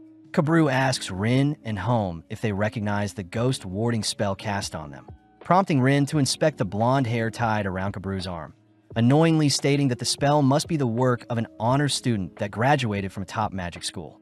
Realizing something, Kabru utters that it would be an honor, in fact, to meet the party that saved them, suspecting the Tudin siblings to be the one to have been their saviors. Home asks why Cabrus believes it was the Tudin siblings, hearing that Fallon graduated from a magic school, and seeing as Fallon was close with an elf that also graduated from the same magic school. It has to be them. Kabru also deduces that the party must have been venturing into the dungeon to retrieve a lost party member, and seeing as they just saw Namari with a different party, Kabru suspects their original party broke up due to income and gold disputes. Kabru also mentions how there must be a new dwarf in their party, seeing as Kuro smelled a dwarf with Leas's current party, but Daya brings up that Namari is the daughter of the prestigious arms dealer of the island, but was kicked out for embezzlement one day. Mick adds that Chilchuk is a middle-aged man that is only after money. As for Shuro, Mick asks if Rin knows anything, seeing as they're both Easterners, but seeing as they're from different islands, she has nothing on Shuro. Kabru says he heard Shuro had come to their land with several others and joined Leas's party to test his skills. But now that they've left the party, Kabru can't help but grow more excited to uncover everyone's motives for doing things. Kabru's party hear that Leas used to peel gold and share his funds with sick adventurers, but this caused most adventurers to pretend to be ill and take advantage of Leas's kindness, meaning Leas himself is not to be trusted with inheriting the dungeon, seeing as Kabru himself will be the one to rule the dungeon. Sadly, seeing as they've got a long way to go, they continue over the lake, but as hundreds of fish swarm them, the gang spot a massive sea serpent attacking them. Kabru is overwhelmed seeing the creature and knocking around his party, but attempting to calm his breathing, Kabru focuses on the serpent's movements. Before Kabru can attack the serpent, Hein appears, tossing an explosive into the serpent, only to call for Inyate to blow the creature back. As the finishing touch, Shuro himself decapitates the creature with a single slash. But as Maizuru tries complimenting Shuro's amazing power, Shuro ignores the compliment, demanding his party follow him deeper into the dungeon, stressing his party as Shuro is quite malnourished, having been fixated on Fallon all this time. Having a stroke of luck, Kabru thanks Shuro's party for saving him, greeting Shuro only to reveal that he has information on Fallon, something that immediately catches Shuro's attention as they all agree to merge parties. Back with Leas's party, 2 days have passed, but they are apparently lost with no idea of how to leave their location. Chilchuck is annoyed seeing as the original layout of the floor is changing, something Marcel believes to be the work of the Mad Magician. And seeing as there are monsters roaming the area, the gang will have to be sneaky. With the red dragon gone, the city's monsters have begun to return, but worst of all, both Leos and Marcel both seem to be exhausted and hungry, something that makes Senshi guilty as he feels responsible for feeding the party. Luckily, Chilchuck manages to sniff out some flowers, rushing over to inspect the location only to uncover a graveyard with mysterious people seemingly embracing each other. Before Chilchuck is entranced, Senshi covers Chilchuck's eyes, leading the entities to lunge at Chilchuck, but Leos appears cutting open one of the attackers. Seeing a mist appear from the entities, Leos declares the creatures to be dryad flowers, entities that emit spores that cause hay fever. Since both Senshi and Leos have been blinded by their allergies, Chilchuck is forced to help guide Senshi to slay an attacking dryad, only to be sprayed with more pollen. With only one dryad left, Chilchuck is forced to rely on his senses now that he is blinded as well, barely able to slay the last dryad. Elsewhere, Marcel is seen depressed about her broken staff, horrified to see the boys return after slaying some dryads, creatures that are neither male nor female. Seeing as they're out of food, Leos discovers some dryad fruits they can devour, but Senshi wonders why the last dryad they slayed didn't release any pollen. Leos says the last dryad must have been female and must have been protecting its fruits before pollination. But as the gang plucks some buds that are meant to grow into dryads in the future, they manage to gather a decent harvest alongside some mandrakes. Getting to work, Senshi begins dicing and boiling a portion of the ingredients, creating a mash. Next, Senshi chooses to grill the dryad buds, topping them with cheese to create some pumpkin pottage and sauté buds. Marcel is still against consuming such grotesque vegetables, but delighted by the sweet taste, Marcel quietly accepts the meal, prompting Leos to savor the cheesy buds. The gang fear that the morphing dungeon will prevent them from ever leaving, but the gang reason they should start noting down any patterns the dungeon exhibits, exciting Marcel as she declares she'll have to teach Leos some healing and defensive magic if they want to survive the magician's wrath. Seeing as Fallon has already taught Leos the fundamentals from the gnome system, Marcel offers to build on Leos's magic knowledge, all while Senshi tries standing in for Chilchuck's deceased father, attempting to explain the birds and the bees to Chilchuck. Choosing to stay in an abandoned house, Marcel takes Leos's hand, asking him to place it on one of her wounds whilst ordering Leos to sync up his breathing with hers. Repeating Marcel's spell, Leos manages to heal a small scratch from Marcel's ear, and seeing as Senshi is in need of some healing, Senshi is Leos's next test subject. In the meantime, Marcel tries repairing her staff with sticks from the dryads, but seeing Senshi behaving shy before Leos can heal him, Marcel reminds the boy skin-on-skin contact is normal. Chilchuck says he prefers if Leos developed his social skills as a leader, calling out Marcel's use of black magic. But Marcel wonders if Chilchuck's hatred towards magic may be because his kind were kidnapped by elves who tampered with black magic in the past. Marcel chooses to explain the type of black magic she is studying, elaborating by asking how someone would scale a spell from a small incantation to a much larger one. Marcel says she mainly uses coordinate magic, similar magic that connects sections of the dungeon to other dimensions and allows monsters to be summoned in the first place. Marcel reveals that since Fallon couldn't revive herself, Marcel had rewrote a section of the dungeon to integrate Fallon into the dungeon in order to resummon her, but out of nowhere the dungeon begins to shake.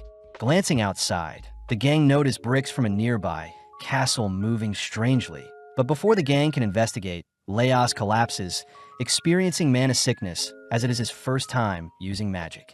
The gang chooses to leave Leos to suffer and recover on the floor, inspecting the shifting dungeon structure, but as the gang leave from a moving platform, they suddenly encounter a cockatrice, a more dangerous version of the Basilisk. As the gang flee into the nearest room, Senshi declares that the cockatrice's snake head allows the monster to pick up heat signatures and has a petrifying bite, plus the rooster head has heightened vision, making fleeing a difficult option for the gang. Remembering how Leos fought the Basilisk, Marcel begrudgingly heads outside, fearing that her shouting and wailing won't intimidate the creature, but seeing as she is the tallest out of the trio, she steals her resolve. Turning the corner, Marcel draws the creature's attention with a massive explosion, prompting Senshi to strike the snake head, but his cut is too shallow. Realizing she messed up, Marcel is forced to tank a snake bite, barely managing to explode away the snake head, all while Senshi follows up by cleaving at the rooster head, successfully slaying the creature. Returning to Laos, the gang report Marcel's snake bite, horrifying Laos as he orders Marcel to huddle up and wait for the petrification to take action. But Marcel cries for a solution. Suddenly, Marcel's body turns to stone, annoying Laos as her body is in an awkward position to move. Apparently, petrification is a curse that you can naturally heal from, but there's also the option of searching for other adventures with a healer that could reverse such a curse. But Laos himself says he could try to heal Marcel, as Laos gets to work searching for a spell to reverse Marcel's curse. Chilchuk fears that Marcel will topple over and break, so Senshi uses her to help hold and store some of their food. With 4 days passing of trial and error, the gang try plastering Marcel with some herbs, all whilst Laos tries out another spell, but surprisingly Marcel is finally freed from her stone prison. Heading outside, Chilchuk reports he had managed to jot down some patterns the dungeon is exhibiting, first declaring that when a path closes, another opens. Next is the number of buildings and items within them all stay the same after each dungeon shift. Houses can never transform into graveyards. Bricks from walls spiral clockwise regularly, and the nearby stone statues never move. Putting everything together, Chilchuk guides the gang towards the home they stayed in with Fallon. But Chilchuk remembers the pool of blood with something being dragged away from it, stressing that Laos and Marcel may want to continue searching if they think it may have been Fallon. The gang find it weird that the dragon's corpse had completely vanished, but when Laos heads to inspect a crack in the nearby wall, he suddenly falls back, spotting a zombie-like creature speaking to him. Marcel asks what Laos just saw, hearing that a monster told Laos that the magician's eye will be upon him. Right on cue, the sounds of the magician's summons can be heard nearby, forcing Marcel to stuff the gang into the nearby wall, managing to evade the creature's surveillance, only to emerge from the walls. Laos recognizes the gooey wall to house dungeon cleaners, small creatures that devour anything like rubble and excrete what they consume to patch up the dungeon. Continuing to follow Chilchuk, the gang successfully make it to some stairs, all preparing to feast on another meal, all whilst Marcel dons her frog suit. Senshi starts by mincing the cockatrice meat, all while stir-frying it with some dried leaves, finally adding the mixture to some grains and topping the item with some egg sauce. The gang are impressed by Senshi's brick-baked meal, but Laos realizes the bricks that are holding the meal are made from dungeon cleaners, swiftly trying the brick itself, only to be disgusted. As the gang eats, we see Shuro's party suddenly appear, all tying up and preparing to slay Laos and his party. But luckily Shuro orders his party to stand down. Laos is glad to see Shuro again, starting off by introducing Shuro to Senshi, but before Laos can continue eating, he notices Shuro has quite a large group. Speechless, Kabru takes the chance to introduce himself to Laos, but as Laos and the others talk, Kabru continues to monitor Laos. Rin asks why Kabru didn't confront Laos about stealing from their party, but glaring at Rin, Kabru says Laos doesn't seem like a bad guy, plus Kabru is curious to learn from Laos along with any of his future plans. Laos tells Shuro about how they were trapped in their current floor, but thanks to Chilchuk's keen senses they made it to their current location. But Chilchuk takes the chance to tease Shuro for the abundance of girls in his party.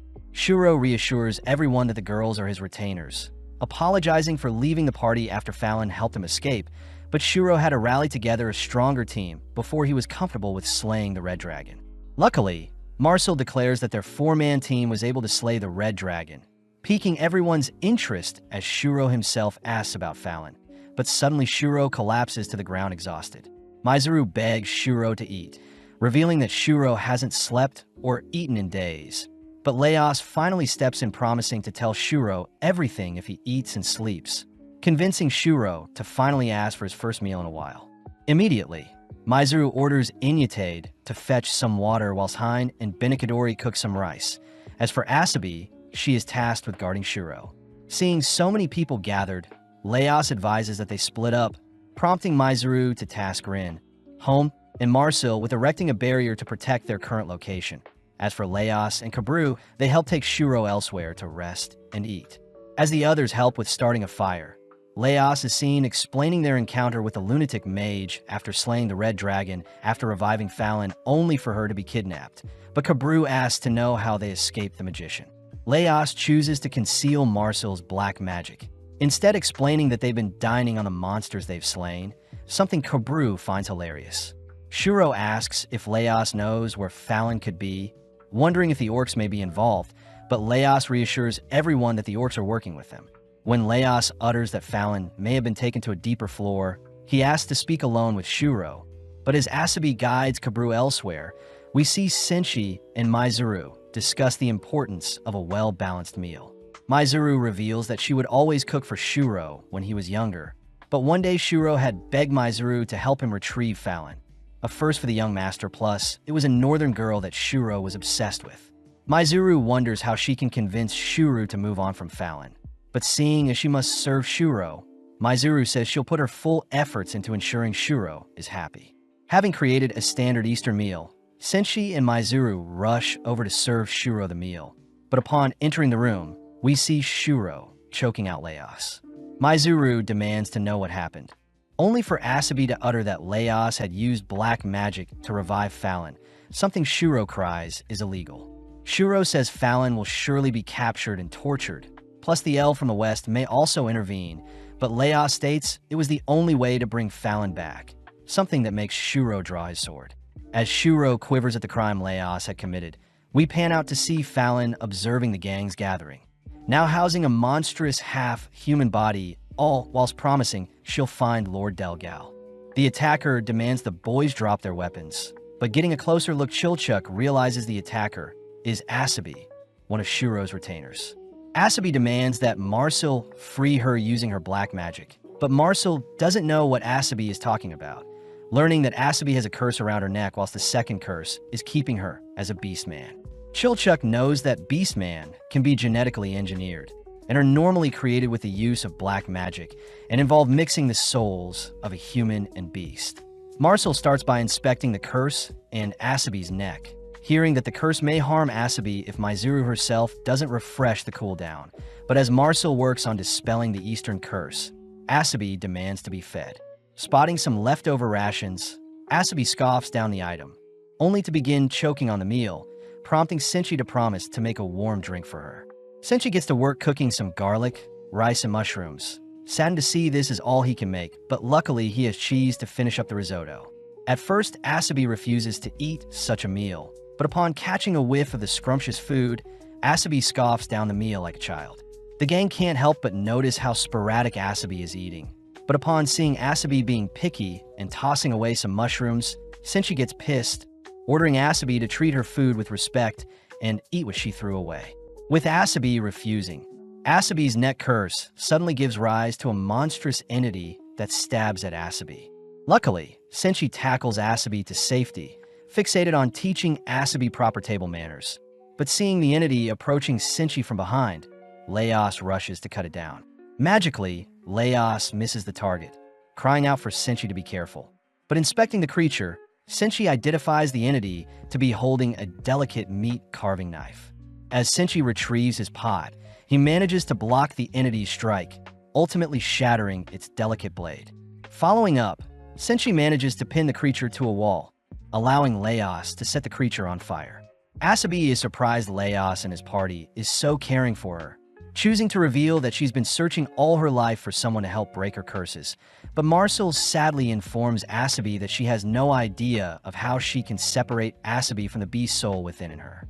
Marcel likens it to Asabi's body being the shell of an egg, and her human and beast souls are yolks and egg white that have been mixed together, something Marcel has no way of separating.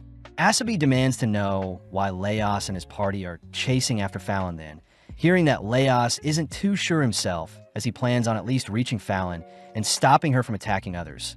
Plus, they can't return to the surface, seeing as they'll be restrained for using black magic. Asabi begins to despair, seeing as her cursed beast body can never be fixed. But the gang does reassure Asabi that once they confront the Lord of the Dungeon, they may be able to fix both Fallon and Asabi all together. Seeing as the gang is recruiting her, Asabi asks to be called Asatsumi. That night, Leos dreams of his parents ordering him to leave his adventuring duties behind, reminding Leos that he'll always be a failure having already dropped out of school and the army. Plus, the voices in his head remind Leos that he is quite gullible. Flashing back, we see Marcel offer to stand guard whilst the others sleep, but seeing as she's exhausted, Leos forces Marcel to head to bed. Instantly, Marcel falls asleep, but the gang are worried seeing her painful grunts whilst sleeping. Leos recognizes the pain to be because of a nightmare, a phenomenon that haunts people sleeping and can even cause death. And seeing as you shouldn't wake people when they're experiencing a nightmare, Leos reasons he should delve into Marcel's dream and wake her up. Using Marcel as a pillow, we cut back into Leos's dream where he manages to fight off the negative voices in his head, only to transform and begin digging into Marcel's dream. Flung into a strange-looking library, Leos hears a younger Marcel calling out to him, but when Leos tries waking Marcel up, a tremor can be felt. Immediately, Marcel and Leos flee, all whilst Marcel uttered that her papa and Pippi had been eaten by a monster. Although being chased in a dream is quite common, Leos remembers a time when Fallon helped free Shuro from his nightmare, telling Leos that shielding the dreamer from their past trauma and scars is what frees them from their nightmare. Leos declares he'll slay the creature chasing them, but getting a peek at the monstrosity chasing them, our duo flee for dear life, both confused as to what the creature is. Seeing Marcel cower in fear, Leos reassures Marcel they'll defeat the creature, but racking his brain for the classification of the monster they're facing, Leos realizes the monster must be a worm from the dragon family. As Leos lists off the features of the worm, Marcel signals to Leos that the monster has caught up to them, both barely escaping the grasp of the monster, but having been grazed by the monster, Leos's face begins to deform. At the same time, the surrounding area begins to morph and bend, a result of the dreamer feeling more anxious and scared. Leos fears what will happen if he passes away in someone else's dream, putting on a smile only to remind Marcel that she can use magic to attack the creature. Marcel begins hugging her doll more tightly, uttering that she had tried using magic, but it failed, something that makes Leos realize that Marcel is feeling guilty for Fallon's transformation, and Marcel's nightmare revolves around her fear of death. Leos states that running away will do them no good, instead dragging Marcel towards the monster only to reassure Marcel that Fallon can be resurrected countless times in the dungeon. Strangely enough, the monster tries sucking only Leos in, but Marcel manages to save him, both continuing to flee from the monster. Leos wonders if his morph face is due to him suddenly aging sporadically, but suddenly Leos hears Marcel cry that during her papa's funeral, her mother had told Marcel that she runs faster than others, and that the reason the people around her pass before she does. Leos learns that Pippi is Marcel's pet bird, and that Marcel is actually afraid of others passing away and leaving her alone. But as the creature appears, Leos cries for Marcel to believe in herself. As the creature drags Leos away, he reminds Marcel she is capable of amazing things, ultimately giving Marcel the courage to manifest a spell book that finally eradicates the creature. As both Leos and Marcel awaken from their nightmare, Leos reveals that there were nightmare monsters hidden in Marcel's. Not too long after, the gang stumble onto some bloodied stairs, signs that Fallon must have squeezed down the stairs before them. Reaching floor 6, the level is known to have many tunnels dug by ancient dwarves, all intricate and endless, but seeing the snow brushing past them, Leos says something is off, seeing as the 6th floor is meant to be hot and humid. Chilchuck says he definitely recognizes their path, seeing as the red dragon wiped them out on the 6th floor, and the change in temperature may be due to the shifting dungeon.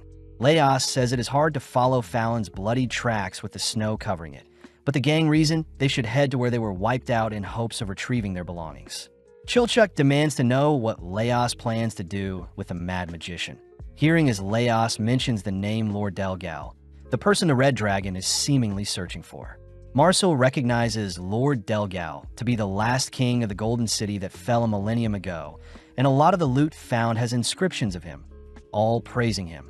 Chilchuck realizes that when the dungeon was first discovered, it was Delgal, the old man, who appeared before them only to vanish into dust, making the Mad Magician's search for Delgal impossible, seeing as he has vanished. Leos suspects the Mad Magician is simply protecting the king they were assigned to serve, but when the gang hear that Leos had already encountered the same elf in the paintings, the gang cry Leos should have told them sooner.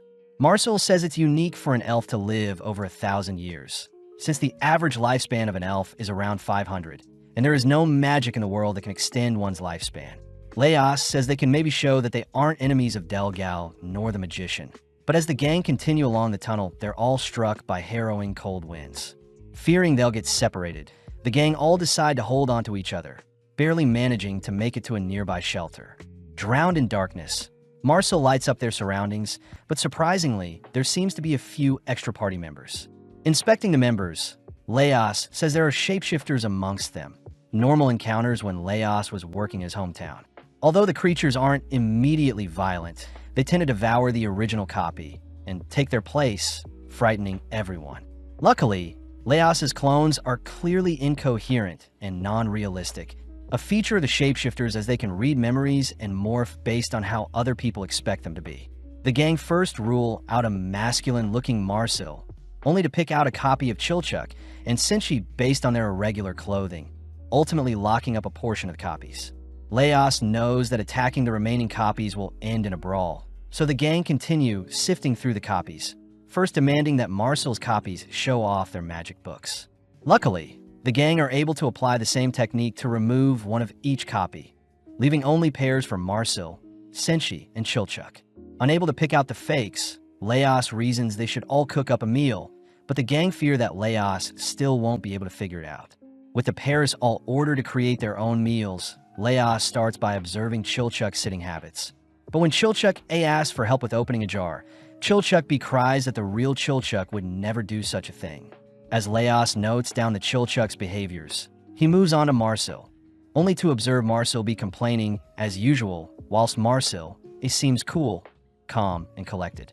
Finally, Laos finds it hard to distinguish the Senshis, seeing as they're both masters at cooking. But Laos does note how cool-looking one of the Senshis are. With the meal being served, Laos admits he has no idea who is real and fake, but relying on his intuition, Laos ends up picking out his party from the clones. Immediately, the pairs begin to bicker and argue, but Laos reasons that shapeshifters must be carnivores or omnivores since they eat humans, plus the shapeshifters shouldn't be able to cook. Seeing as the shapeshifters reside in locations with low visibility and only target the weak, Laos deduces that a greater enemy is waiting for them to tire themselves out, but seeing no other choice, Laos prepares to reveal his trump card. Getting on his hands and knees, Laos begins to howl and bark at the enemy ahead, channeling his experience playing with dogs to threaten the creature in the shadows. But suddenly, the shapeshifters disperse as the beast in the shadow appears before our gang. Knowing that the first to flinch is the loser, both Laos and the beast rush each other. But funnily enough, Marcel blows up the monster with a single spell. When the gang checks on Laos, they also notice the meals they made have all turned into leaves, forcing the gang to whip up another meal. The gang take the chance to praise Laos from being able to discern them from the shapeshifters, all sharing a meal only for Senshi to realize that their items they had been gifted from Shuro have been stolen. Following some grain tracks, the gang stumble onto an empty cell with their provisions. But turning around, they notice an attacker has captured Marcel and is demanding to have a chat. The attacker demands the boys drop their weapons, but getting a closer look, Chilchuk realizes the attacker is Asabi, one of Shuro's retainers. Asabi demands that Marcel free her using her black magic, but Marcel doesn't know what Asabi is talking about, learning that Asabi has a curse around her neck whilst the second curse is keeping her as a beastman. Chilchuk knows that beastman can be genetically engineered, and are normally created with the use of black magic and involve mixing the souls of a human and beast. Marcel starts by inspecting the curse and Asabi's neck, hearing that the curse may harm Asabi if Maizuru herself doesn't refresh the cooldown. But as Marcel works on dispelling the Eastern curse, Asabi demands to be fed. Spotting some leftover rations, Asabi scoffs down the item, only to begin choking on the meal, prompting Senshi to promise to make a warm drink for her. Senshi gets to work cooking some garlic, rice, and mushrooms. Saddened to see this is all he can make, but luckily he has cheese to finish up the risotto. At first, Asabi refuses to eat such a meal, but upon catching a whiff of the scrumptious food, Asabi scoffs down the meal like a child. The gang can't help but notice how sporadic Asabi is eating, but upon seeing Asabi being picky and tossing away some mushrooms, Senshi gets pissed, ordering Asabi to treat her food with respect and eat what she threw away. With Asabi refusing, Asabi's neck curse suddenly gives rise to a monstrous entity that stabs at Asabi. Luckily, Senshi tackles Asabi to safety, fixated on teaching Asabi proper table manners. But seeing the entity approaching Senshi from behind, Laos rushes to cut it down. Magically, Laos misses the target, crying out for Senshi to be careful. But inspecting the creature, Senshi identifies the entity to be holding a delicate meat carving knife. As Senshi retrieves his pot, he manages to block the entity's strike, ultimately shattering its delicate blade. Following up, Senshi manages to pin the creature to a wall, allowing Laos to set the creature on fire. Asabi is surprised Laos and his party is so caring for her, choosing to reveal that she's been searching all her life for someone to help break her curses. But Marcel sadly informs Asabi that she has no idea of how she can separate Asabi from the beast soul within her. Marcel likens it to Asabi's body being the shell of an egg, and her human and beast souls are yolks and egg white that have been mixed together, something Marcel has no way of separating. Asabi demands to know why Laos and his party are chasing after Fallon then, hearing that Laos isn't too sure himself as he plans on at least reaching Fallon and stopping her from attacking others. Plus, they can't return to the surface, seeing as they'll be restrained for using black magic. Asabi begins to despair, seeing as her cursed beast body can never be fixed. But the gang does reassure Asabi that once they confront the lord of the dungeon, they may be able to fix both Fallon and Asabi all together. Seeing as the gang is recruiting her, Asabi asks to be called Asatsumi. That night, Laos dreams of his parents ordering him to leave his adventuring duties behind, reminding Laos that he'll always be a failure having already dropped out of school and the army. Plus, the voices in his head remind Laos that he is quite gullible. Flashing back, we see Marcel offer to stand guard whilst the others sleep, but seeing as she's exhausted, Laos forces Marcel to head to bed. Instantly, Marcel falls asleep, but the gang are worried seeing her painful grunts whilst sleeping. Laos recognizes the pain to be because of a nightmare, a phenomenon that haunts people sleeping and can even cause death. And seeing as you shouldn't wake people when they're experiencing a nightmare, Laos reasons he should delve into Marcel's dream and wake her up. Using Marcel as a pillow, we cut back into Laos's dream where he manages to fight off the negative voices in his head, only to transform and begin digging into Marcel's dream. Flung into a strange-looking library, Laos hears a younger Marcel calling out to him, but when Laos tries waking Marcel up, a tremor can be felt. Immediately, Marcel and Laos flee, all whilst Marcel utter that her papa and Pippi had been eaten by a monster. Although being chased in a dream is quite common, Laos remembers a time when Fallon helped free Shuro from his nightmare, telling Laos that shielding the dreamer from their past trauma and scars is what frees them from their nightmare. Laos declares he'll slay the creature chasing them, but getting a peek at the monstrosity chasing them, our duo flee for dear life, both confused as to what the creature is.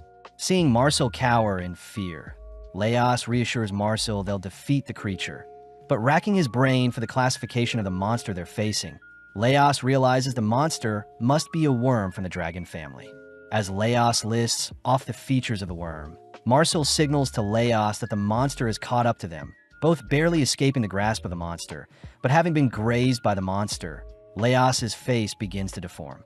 At the same time, the surrounding area begins to morph and bend, a result of the dreamer feeling more anxious and scared. Laos fears what will happen if he passes away in someone else's dream, putting on a smile only to remind Marcel that she can use magic to attack the creature. Marcel begins hugging her doll more tightly, uttering that she had tried using magic, but it failed, something that makes Laos realize that Marcel is feeling guilty for Fallon's transformation, and Marcel's nightmare revolves around her fear of death. Laos states that running away will do them no good, instead dragging Marcel towards the monster only to reassure Marcel that Fallon can be resurrected countless times in the dungeon. Strangely enough, the monster tries sucking only Laos in, but Marcel manages to save him, both continuing to flee from the monster.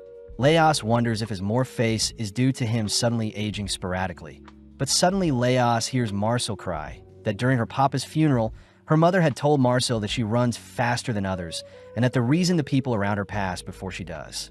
Laos learns that Pippi is Marcel's pet bird, and that Marcel is actually afraid of others passing away and leaving her alone. But as the creature appears, Laos cries for Marcel to believe in herself.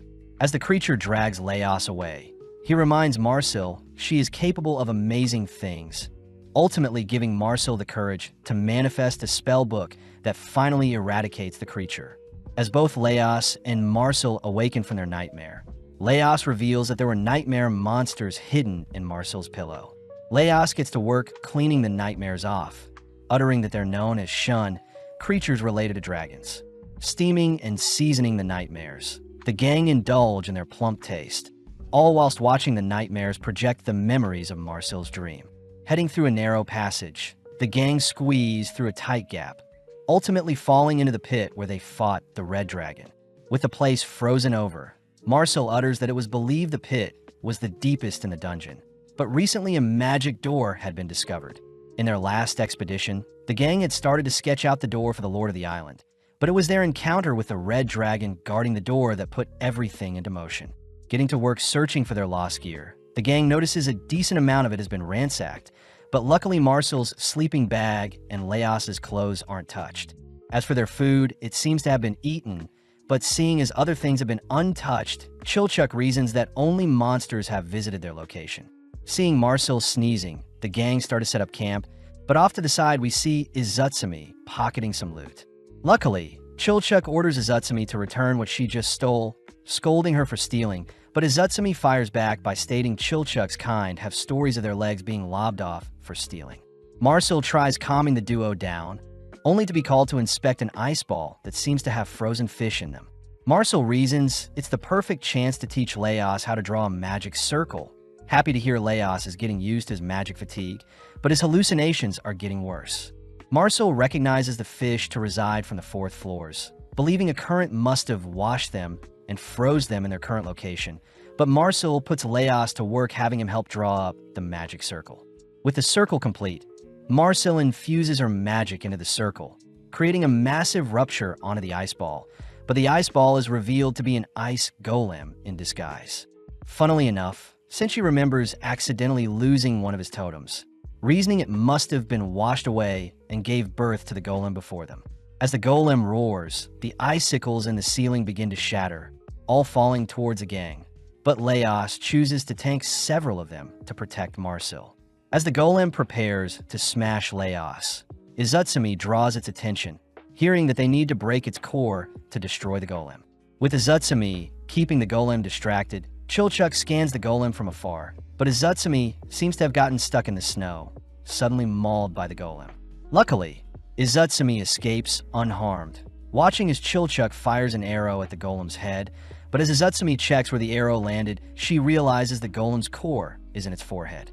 Seeing as Chilchuck is useless in battle, Asatsumi has no choice but to slay the golem herself, making use of her quick footwork along with an extra arrow to pierce the golem's core, ultimately destroying the creature. The gang are amazed by Asatsumi's strength, but seeing Asatsumi sneezing, they all rush into a cave, starting a fire only for Marcel to order everyone to change out of their wet clothes. Marcel offers to cover Asatsumi with a blanket, but Asatsumi reassures everyone she has nothing to show, nonchalantly changing out of her wet clothing, but Marcel still rushes to cover Asatsumi up. Seeing as it's getting warmer, Senshi tries thawing out a frozen fish, accidentally steaming up the room, but this inspires the gang to sweat it out in their makeshift sauna. Senshi starts to stew the fish to create a broth, adding diced mushrooms and nightmare to enhance the stew, only to top it off with some harpy's egg.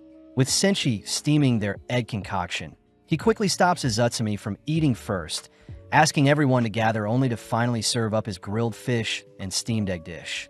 As the gang feast on the meal, Chilchuck hands Asatsumi her newly patched bag, apologizing for insulting her earlier, and asks that Asatsumi get more comfortable around their party. Seeing everyone so jolly, Asatsumi wonders what this strange warm feeling inside of her. Cutting to after the meal, where Marcel helps Asatsumi try on some new clothes, revealing Asatsumi's new adorable form, having borrowed some of Namori's clothing. As the gang munch on some sweet boiled mandrakes, Asatsumi is seen handing her mandrake over to Leos, refusing to eat it. Leos orders Asatsumi to at least have one bite, but clawing at Leos, Asatsumi says she doesn't like eating monsters, fearing that they'll pass down strange diseases. Marcel sympathizes with Asatsumi's thinking, but Marcel admits that she's been surprised by the taste of most monsters, asking what Asatsumi would do with food she didn't like in the past. Asatsumi remembers handing the food she disliked over to Inyatade, but as the gang continue through the strong, chilly winds, they choose to set up camp once more, seeing as the blizzard before them is picking up speed. The gang notice Senshi completely exhausted, reasoning they should try to cook something themselves. But when they go over their remaining resources, Leos reports they're low on essential food items. Asatsumi cries that she will only eat non-monstrous food items, but Leos states that monster food is just like eating cattle or vegetables, but refusing to hear Leos's yapping. Asatsumi suddenly notices a sheep growing from a tree. Leos says the plant before them is a barometz, quickly rushing after Asatsumi, who has already approached the plant, declaring that the plant tends to attract carnivores of all kinds. Stopping at a cave, Asatsumi and Leos spot dire wolves emerge from the cave, but as Leos draws his blade, Asatsumi leaves Leos to deal with the wolves himself, heading to explore a cave. Seeing Asatsumi running off, Marcel confronts Asatsumi, demanding to know what Asatsumi is doing, but Asatsumi is simply having the others make up for their lack of effort when fighting the ice golem earlier. Asatsumi knows she can return to the others by following the smell of fire in the wind, suddenly encountering a fork in their path, only to pick the left path based on her intuition. Marcel tries stopping Asatsumi, but Asatsumi wonders why Marcel still eats monsters when she clearly hates it, something Marcel struggles to explain, especially since the sounds of wolves can be heard behind them. Marcel wonders if she should use an explosion spell or a stun spell to deal with the wolves, but annoyed Asatsumi chooses to run off, suddenly hearing a massive explosion behind her. Flashing back, we see Heinz scolding Asatsumi for having Inyatade clean snow from the roof, and due to Inyatade's clumsiness, she fell from the roof and hurt herself. Asatsumi had asked Inyatade why she cleaned the roof for her, but unable to remember their full conversation, Asatsumi simply continued along her path, suddenly caught off guard as a wolf had snuck up on her. Having been distracted, Asatsumi desperately fends for her life, but luckily Marcel arrives, casting a stun spell to blind the wolf, only for Asatsumi to finish off the creature with a broken arm. Marcel helps guide Asatsumi back through the cave, uttering that the reason she eats monsters is to ensure that she can ultimately reach her goals. Marcel knows that avoiding monsters entirely will ultimately slow down their progression through the dungeon, and it's ultimately up to them to make compromises to ensure they're ready for more serious issues. As the girls make it out of the cave, they hear that Leos was able to scare off the dire wolves, but first things first, Leos and Marcel help heal Asatsumi's broken arm. Seeing as the wolves made off with the riper barometz, the gang settle for an unripe one, cutting into the fruit only to spot a sheep hiding within it. Senshi starts by harvesting the meat from the sheep, choosing to fry up the ribs only to combine the flesh of the fruit to create some barometz chops. Hesitating, Asatsumi eventually tastes the dish, realizing that the ribs taste more like crab meat. Asatsumi suddenly remembers the reason why Inyatade had cleaned the roof in place of her, hearing that Inyatade wanted to prove her usefulness to those who gave her a place to stay, advising Asatsumi herself to tackle hard things and grow from them instead of avoiding them all the time. The gang can't help but praise Asatsumi for conquering her fear of eating dungeon monsters, all receiving scratches from an annoyed Asatsumi as she calls out Marcel for not eating her meal. Following Kabru and Shuro's parties, they're all relieved to have made it back to the surface, prompting Shuro to ask Kabru to accompany and validate his story when he reports their findings to the Lord of the island. Shuro says he won't mention Leos's party specifically, but suddenly Kabru rushes to check their nearby window, spotting a ship of Western elves known as the Canaries. Apparently, the Canaries show up when the dungeon level reaches a certain danger level, and elves are tasked with controlling the danger. But this stresses Kabru out, seeing as humans are like children when comparing the lifespans of elves and dwarves. As Shuro and Kabru head to speak with the Lord of the land, they bump into Namari, Kiki, and Kaka, sad to report that the Lord of the island is currently busy. Kabru refuses to allow the elves to take over the dungeon, revealing that his hometown used to thrive because of a dungeon, but when monsters began to spill out, elves had arrived to slay the monsters, accidentally slaying Kabru's mother and many others during the process. Refusing to be bullied around by the elves, Kabru chooses to interrupt the Lord's meeting with the elves, courageously asking if he can give a report on their recent findings. Seeing as the elves permit Kabru to speak, Kabru reveals they encountered a human-turned-monster. A creature Flecky knows must be a chimera. Ada says they should speed things up, prompting Patadal to order their forces to enter the island immediately, but Mr. Tansu is against elves invading their land. Sithis Offrey reminds Mr. Tansu that lives may be at stake. convincing the Lord to agree to listen to the elves, something Lishan praises the Lord for choosing. Kabru and Shuro notice the elves asking the Lord to sign over the dungeon to them, annoying Kabru as he had spent his entire life searching for competent party members to conquer the dungeon, but sadly most of them were corrupt and selfless.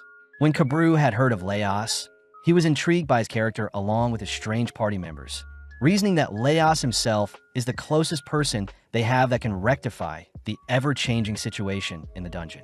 Refusing to allow a repeat of elves slaying innocent lives, Kabru stops the Lord from signing over the dungeon, only to reveal he was the sole survivor of a dungeon expansion 15 years ago.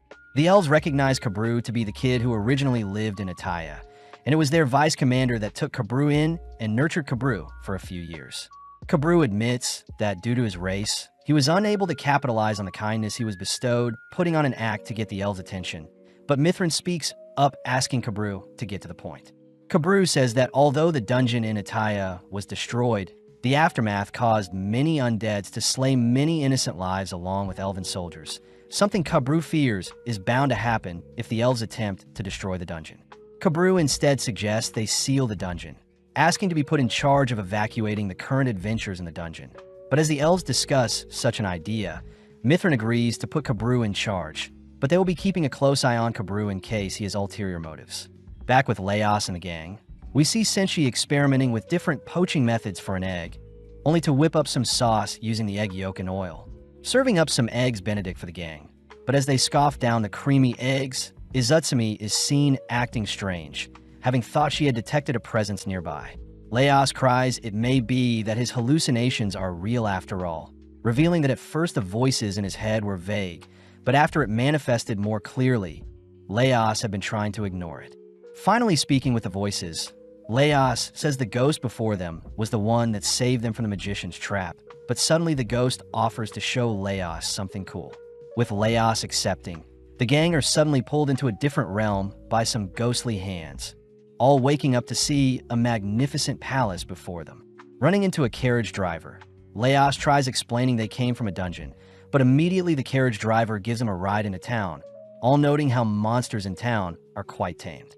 The carriage driver says outsiders should be careful, revealing that they'll be heading to the Golden Castle and that the ghost that brought them here is the castle's residents.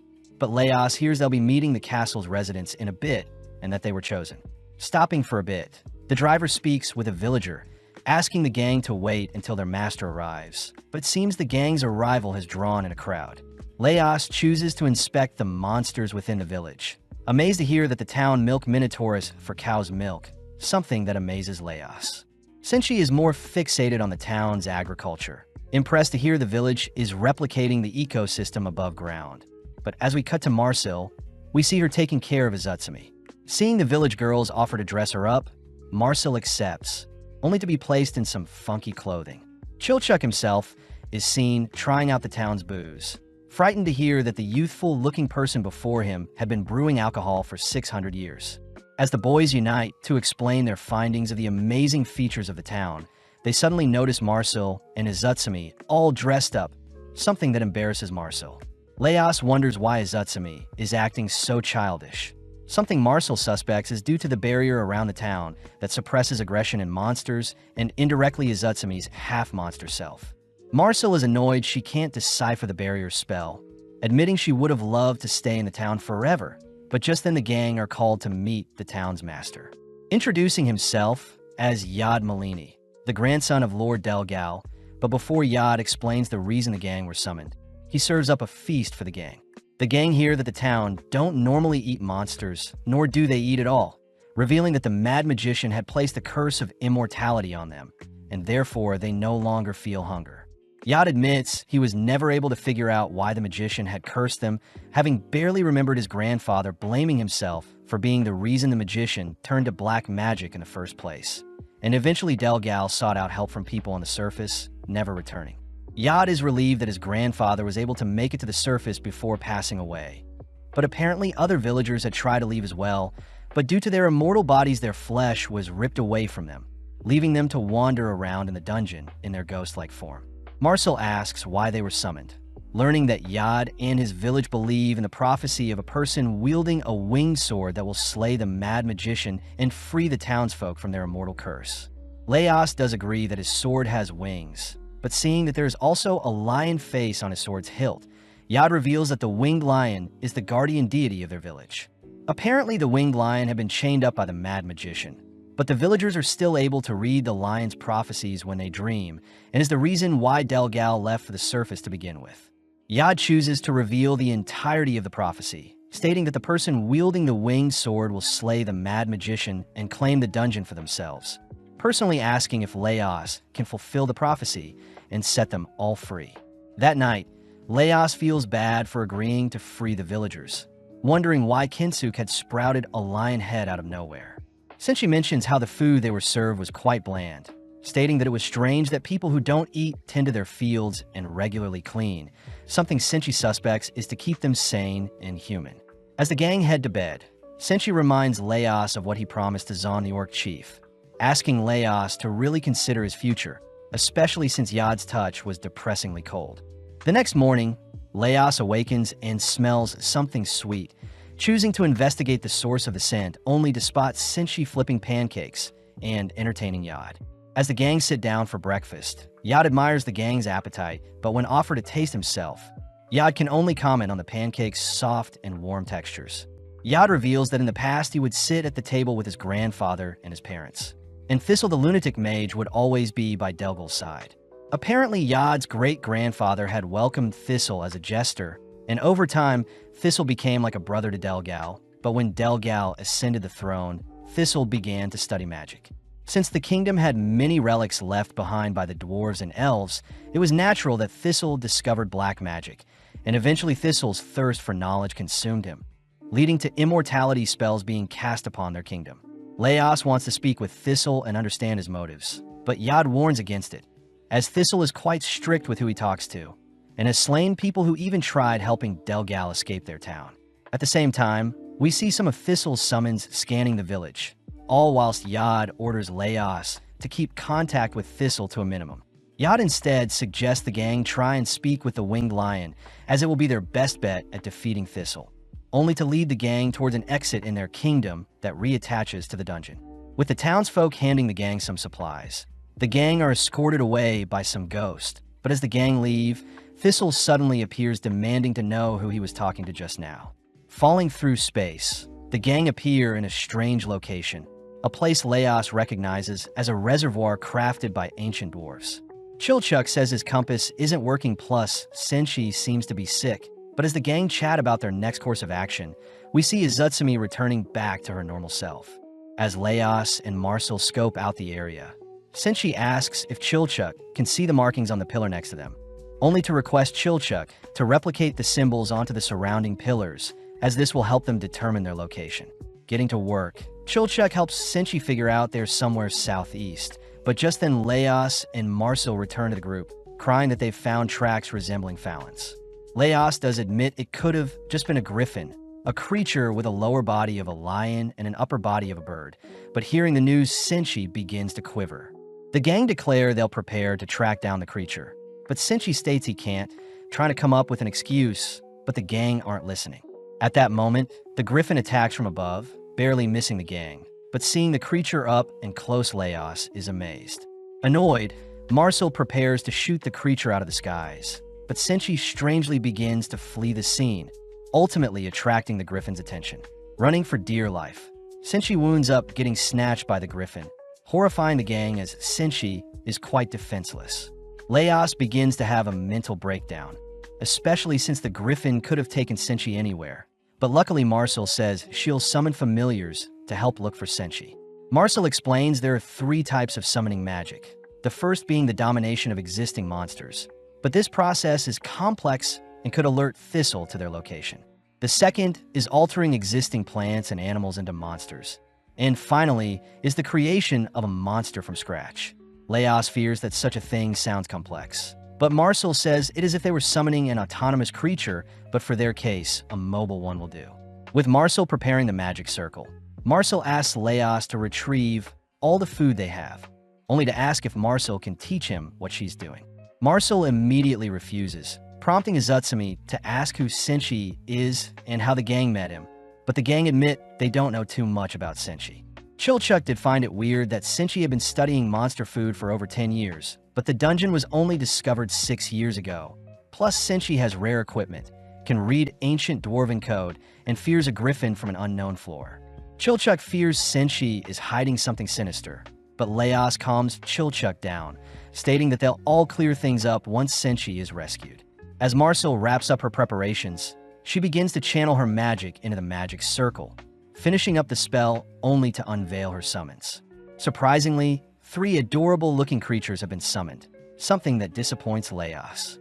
When Marcel asks one of her summons to fly around, she suddenly realizes her summon's vision is being projected into her mind, quickly having her eyes covered only to appreciate Thistle, who is capable of controlling multiple summons at once. Seeing as Marcel will be using her summon's vision to scan the area, Leos says he'll carry Marcel's body around. But not too long later, Marcel uncovers Senshi pinned high up on a pillar. Marcel's summon tries tugging at Senshi, but it seems he's been bound pretty tightly, suddenly swiped out of the air as the griffin has spotted Marcel's summon. Having lost her vision from the skies, Marcel fears that facing off against a griffin will be impossible, especially since the creature's stats and capabilities exceed most monsters. Marcel asks for Leos's advice to overcome the griffin, watching as Leos begins to shape her second summon, declaring that the summon will need a sharp body to help with agility, just like Thistle's wyvern summons. Upon releasing her new summon, Marcel states she feels an immediate difference, asking everyone to prepare to rescue Senshi as she'll try to keep the griffin distracted. Marcel firsthand delivers a rope to Senshi, only to barely dodge the grasp of the griffin's claws, slowly drawing it away from Senshi. When Marcel tries to outsmart it, the griffin manages to read the summon's movements, instantly kicking it out of the skies. Marcel wonders what they can do to outsmart the griffin, all watching as Leos gets to work reshaping their third summon. But Marcel stops Leos, instead putting her own twist on the summon's design. Fixated on solely rescuing Senshi, Marcel comes up with the sky fish, sending it blitzing through the air, all while Senshi tries climbing the rope to escape. Having drawn the griffin's attention once more, Marcel realizes her summon can't change directions. But as Marcel speeds up even further, she manages to puncture a hole in one of the griffin's wings. As the creature falls from the skies, Leos rushes to capitalize on its opening, plunging his sword deep into Griffin and managing to slay it. With Senshi safe, Marcel thanks her sky fish for all it's done, only to be horrified to see Leos dissect her summon for their upcoming meal. Off to the side, Senshi is seen quite depressed, but as Chilchuk goes to check on Senshi, we see Leos nonchalantly preparing the sky fish. Leos first chops the sky fish into sections only to remove their wings, battering both the fish and its wings to create a fried meal for everybody. With the gang digging in, Leos asks Senshi to have some as well, but Leos notices Senshi eyeing the griffin's corpse, asking what's on his mind. Seeing Senshi acting strange, Chilchuk chooses to reveal more about his life, telling Senshi about how he grew up northeast from their town and how he has spent around 10 years exploring dungeons, picking locks, and appraising them. Chilchuk does also mention how he has a wife and daughters, but apparently doesn't see them often. Having told Senshi about himself, Chilchuk asks to know more about Senshi, all listening in as Senshi says his full name is Senshi of Isganda, and he originally belonged to a small mining crew that sought relics from before the war. One day, Senshi's gang had uncovered something massive, a golden castle that eventually became the dungeon they're currently in. Gillen was surprised the myth about the Fallen Kingdom was true, but as Nor confirms the structure before them to be completely gold, Bregon and the others all prepare to enter the Golden Castle. A younger Senshi had asked if they should resurface and stock up before exploring the Golden Castle, but Toten and Invar scolds Senshi for being so wimpy, annoying Senshi as he suppresses his worries only to enter the castle with the others. Strangely enough, Senshi saw his party begin to act strange, all being drawn to explore the dungeon further, but out of nowhere, Toten collapses, having been attacked by a bird-like monster. With the dwarves realizing that the castle is part of the dungeon, they quickly search for a way out, having lost their way back. Strangely enough, the dungeon would have water sources and sleeping areas for the dwarves to rest and refuel, even housing monsters that resembled gorgeous-looking women. When their food supply ran out, Gillen said they needed to begin hunting to survive, ordering Invar and Bregon to ready their shields. Nor and Gillen will fend off the Sour Eye monsters, all while Senshi is tasked with mapping out the surrounding area. As Senshi watches his four-man party head off to hunt for food, not too long after he horrifically learns of Nor's death, as it was the same massive bird monster that claimed his life. Senshi had offered to help find more food, but Gillen states Senshi would only slow them down, still fed an equal amount of food as the others, even though Senshi didn't do anything. Senshi felt pathetic, watching as Invar himself was also slain, forcing the party to slaughter their horse to stay alive. Gillen says the monster they're facing is called a griffin, a creature that seems to like toying with its prey, but seeing Senshi scared, Gillen reassures Senshi they'll come up on top. With Gillen continuing to feed Senshi equal portion sizes of food, we cut to later that night, when Senshi is awoken by Bregon arguing with Gillen, demanding Gillen stop feeding Senshi, seeing as he's useless. Gillen holds strong, stating that he'll continue to treat Senshi equally, something that forces Bregon to storm away. As time passes by, the trio rot away in their room, something that makes Senshi wonder if he can eat rocks to survive, but having gone mad, Bregon begins accusing Senshi of hiding food. Luckily, Gillen had pulled Bregon outside, both beginning to shout at each other only for loud noise and a scream to be heard from outside. A few minutes pass, and Gillen returns alone, unable to look Senshi in the eyes as he says he had slain the griffin, but it seems the griffin slayed Bregon. Senshi had seen a massive dent in Gillen's head, remaining in the room as Gillen headed back outside to harvest the so-called griffin, choosing to boil the unknown meat in a stew. Although the meal smelt bad, Senshi ended up devouring the meat since he was starving, but out of nowhere Gillen left the room only to never return. Left alone, Senshi was too scared to leave the room, instead studying the maps he had sketched and realized there was a pattern etched on the walls. Finally building up the courage, Senshi had left the room only to discover the belongings of his party members, but no corpses, choosing to continue on his journey, but was eventually captured by orcs. Senshi had decided to befriend the orcs and teach them ancient dwarvish. In exchange, the orcs showed Senshi how to pick out mushrooms and deal with various monsters. As time passed, Senshi eventually emerged from the dungeon, completely guilt-ridden as he was the sole survivor from his mining squad. So Senshi refused to return home, instead staying around the dungeon, along with making a home around the upper floors of the dungeon. It was then when Senshi discovered Laos and the others. But the thing that haunts Senshi the most is the meat Gillen fed him before he disappeared. Something Senshi fears wasn't actually griffin meat to begin with. Hearing such a harrowing tale, Laos suggests that Senshi come to terms with his past and taste the griffin they slayed, something Senshi agrees is best for him. Laos says they'll taste both upper and lower parts of the griffin and prepare it the same way Senshi had eaten it in his past, all watching as Laos begins harvesting the griffin's flesh.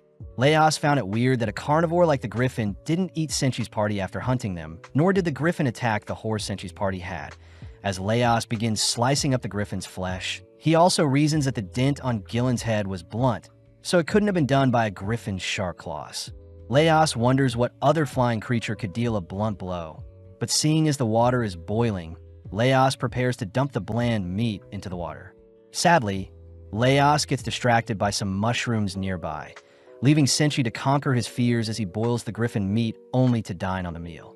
Bracing himself, Senshi tastes the meat, only to realize that the meat he had prior did not belong to a griffin.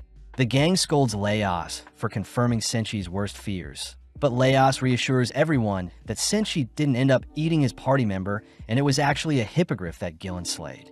This also explains why the dwarves' bodies were never eaten, as hippogriffs favor eating horses, and is the reason why the dwarves were targeted in the first place. Plus, hippogriffs have hooves that can create a blunt indent on metal objects easily. Senshi is grateful, yet skeptical that Laos believes it wasn't his friends that he had to eat that day. But Laos reassures Senshi they can confirm the theory, suddenly declaring that they already have a hippogriff in front of them. Laos states that a griffin shouldn't exist in this dungeon to begin with, quickly pointing to the mushrooms he was inspecting as he declares them to be changelings. Laos says the legend of changeling children originates from Chilchuk's hometown. It involves children wandering off into a forest only to be replaced by identical trolls.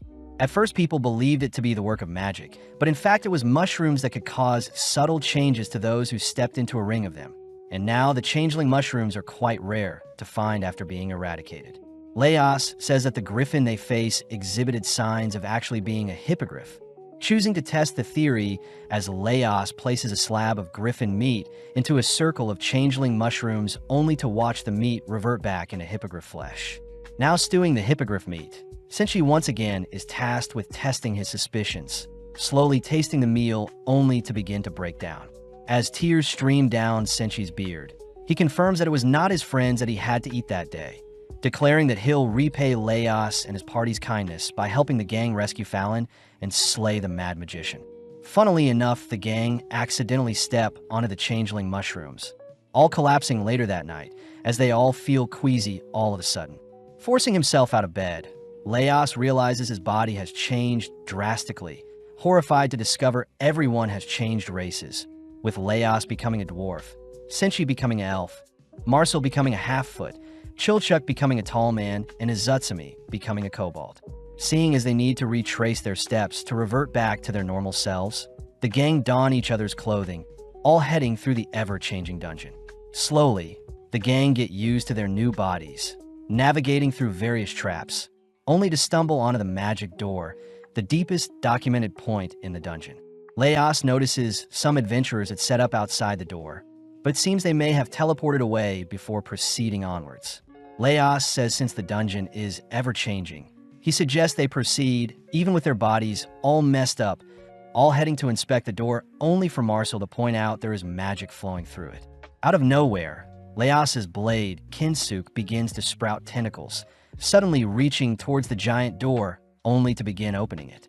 Marcel cries that there is movement above the door, all watching as stone gargoyles appear, creatures that lock on a Chilchuk, seeing as he is quite big. Luckily, Marcel strikes down the gargoyles with her magic, but seeing as her new body is not used to using magic, she collapses from mana sickness. As for Asatsumi, she begins to drool, fired up by all the noise and smelling the blood nearby. But seeing as Laos and his dwarf body can't fight for too long, Laos orders for everyone to flee into the open door. With everyone exhausted and out of danger, they all pray that they can return to their original bodies at once. But seeing as they need a break, they light up the area, only to begin cooking. Choosing to craft dumplings, the gang munch on the steamy treats. But looking around the room, Marcel says the area must have been a defensive stronghold built by the dwarves. Apparently, the elves and dwarves both raced to see who could advance further, but eventually things came to a halt, and things may start back up if the elves try claiming the dungeon for themselves.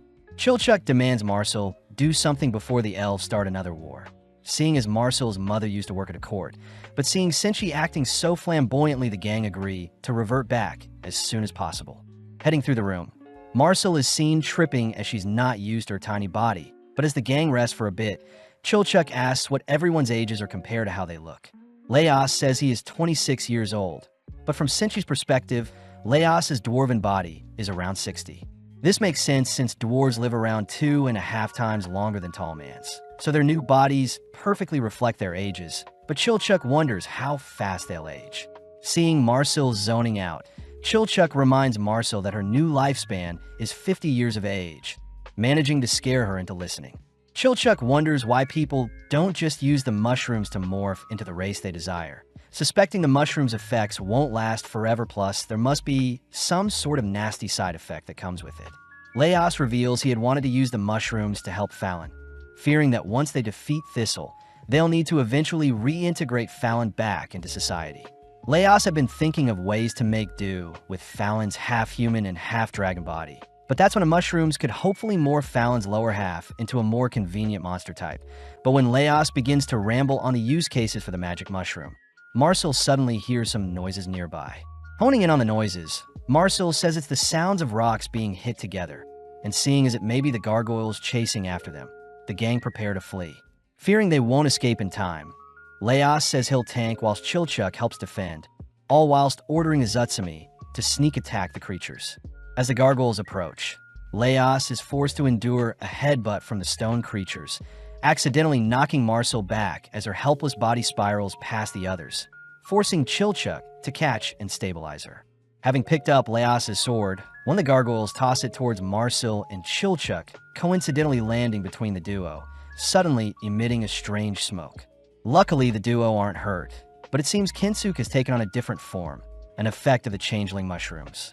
Marcel and Chilchuk realize it must have been due to them forming a circle with their arms. But at the same time, we see the gargoyles attacking the others only to escape into the air.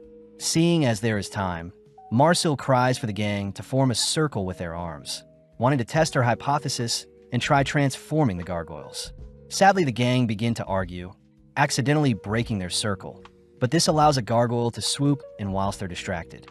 With everyone barely dodging, they notice the attacking gargoyle has got its claws stuck in a nearby drain, all rushing to encircle it with their hands connected. In mere seconds, the gargoyle transforms into a stone disc, intriguing Laos as the transformation happened instantly. But seeing as the second gargoyle is refusing to come anywhere near them, the gang wonder how they can attack it. With both Laos and Chilchuk testing Marcel's weight, the gang all unanimously hold hands, all rushing the creature only to swing Marcel into the air, managing to bait the gargoyle into flying through their circle.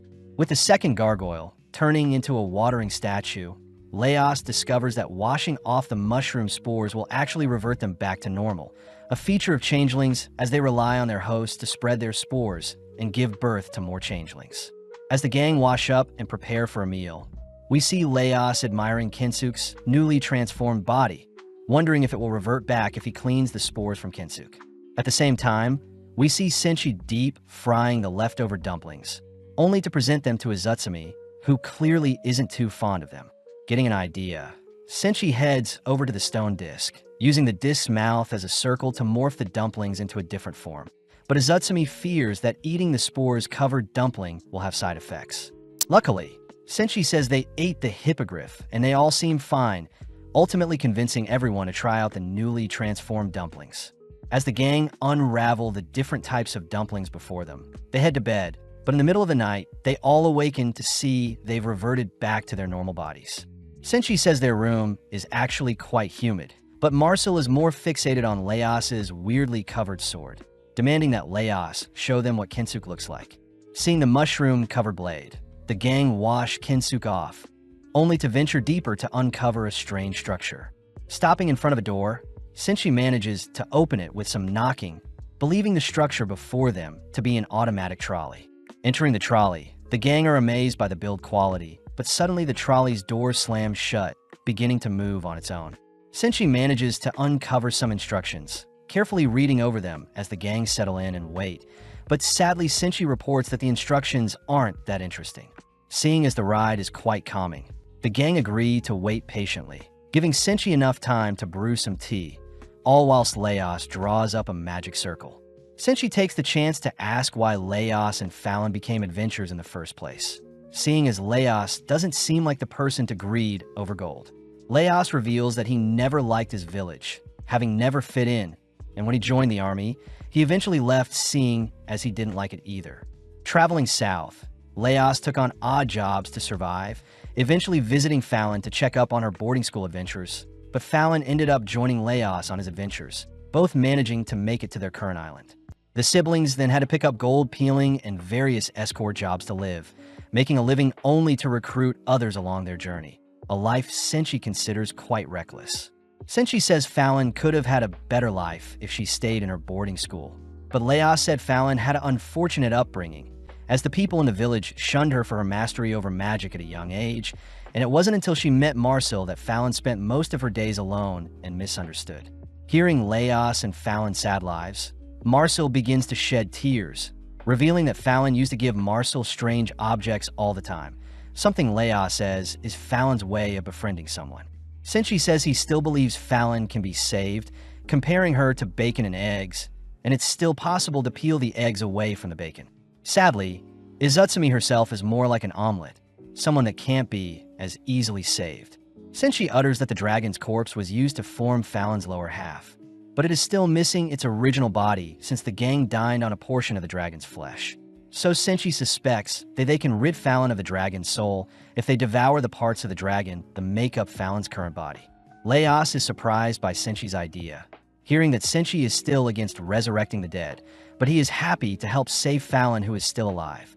The gang fear that consuming a whole dragon will take way too long, but Senshi reminds Laos that he's built quite a few connections over the years, Starting from the orcs, then there are the Golden City immortal inhabitants, not to mention Shuro and Namri's party, plus Kabru's party could help as well. Laos admits they've got quite the army to assist with their plans, declaring that they'll need to first free the winged lion from the dungeon, then defeat Thistle the lunatic magician, only to finally serve up Fallon's dragon body to hopefully free her. At the same time, we see Shuro, Kabru, and Nalmari entering the dungeon, followed by the elves who seem to be partying up with them. But cutting to Fallon, we see her being scolded by Thistle for trying to eat a dungeon mushroom. The season ends with Laos thinking up different recipes for when they need to feast on Fallon's dragon body, all taking another break to whip up another meal as they continue their descent on the trolley cart, deeper into the dungeon's abyss.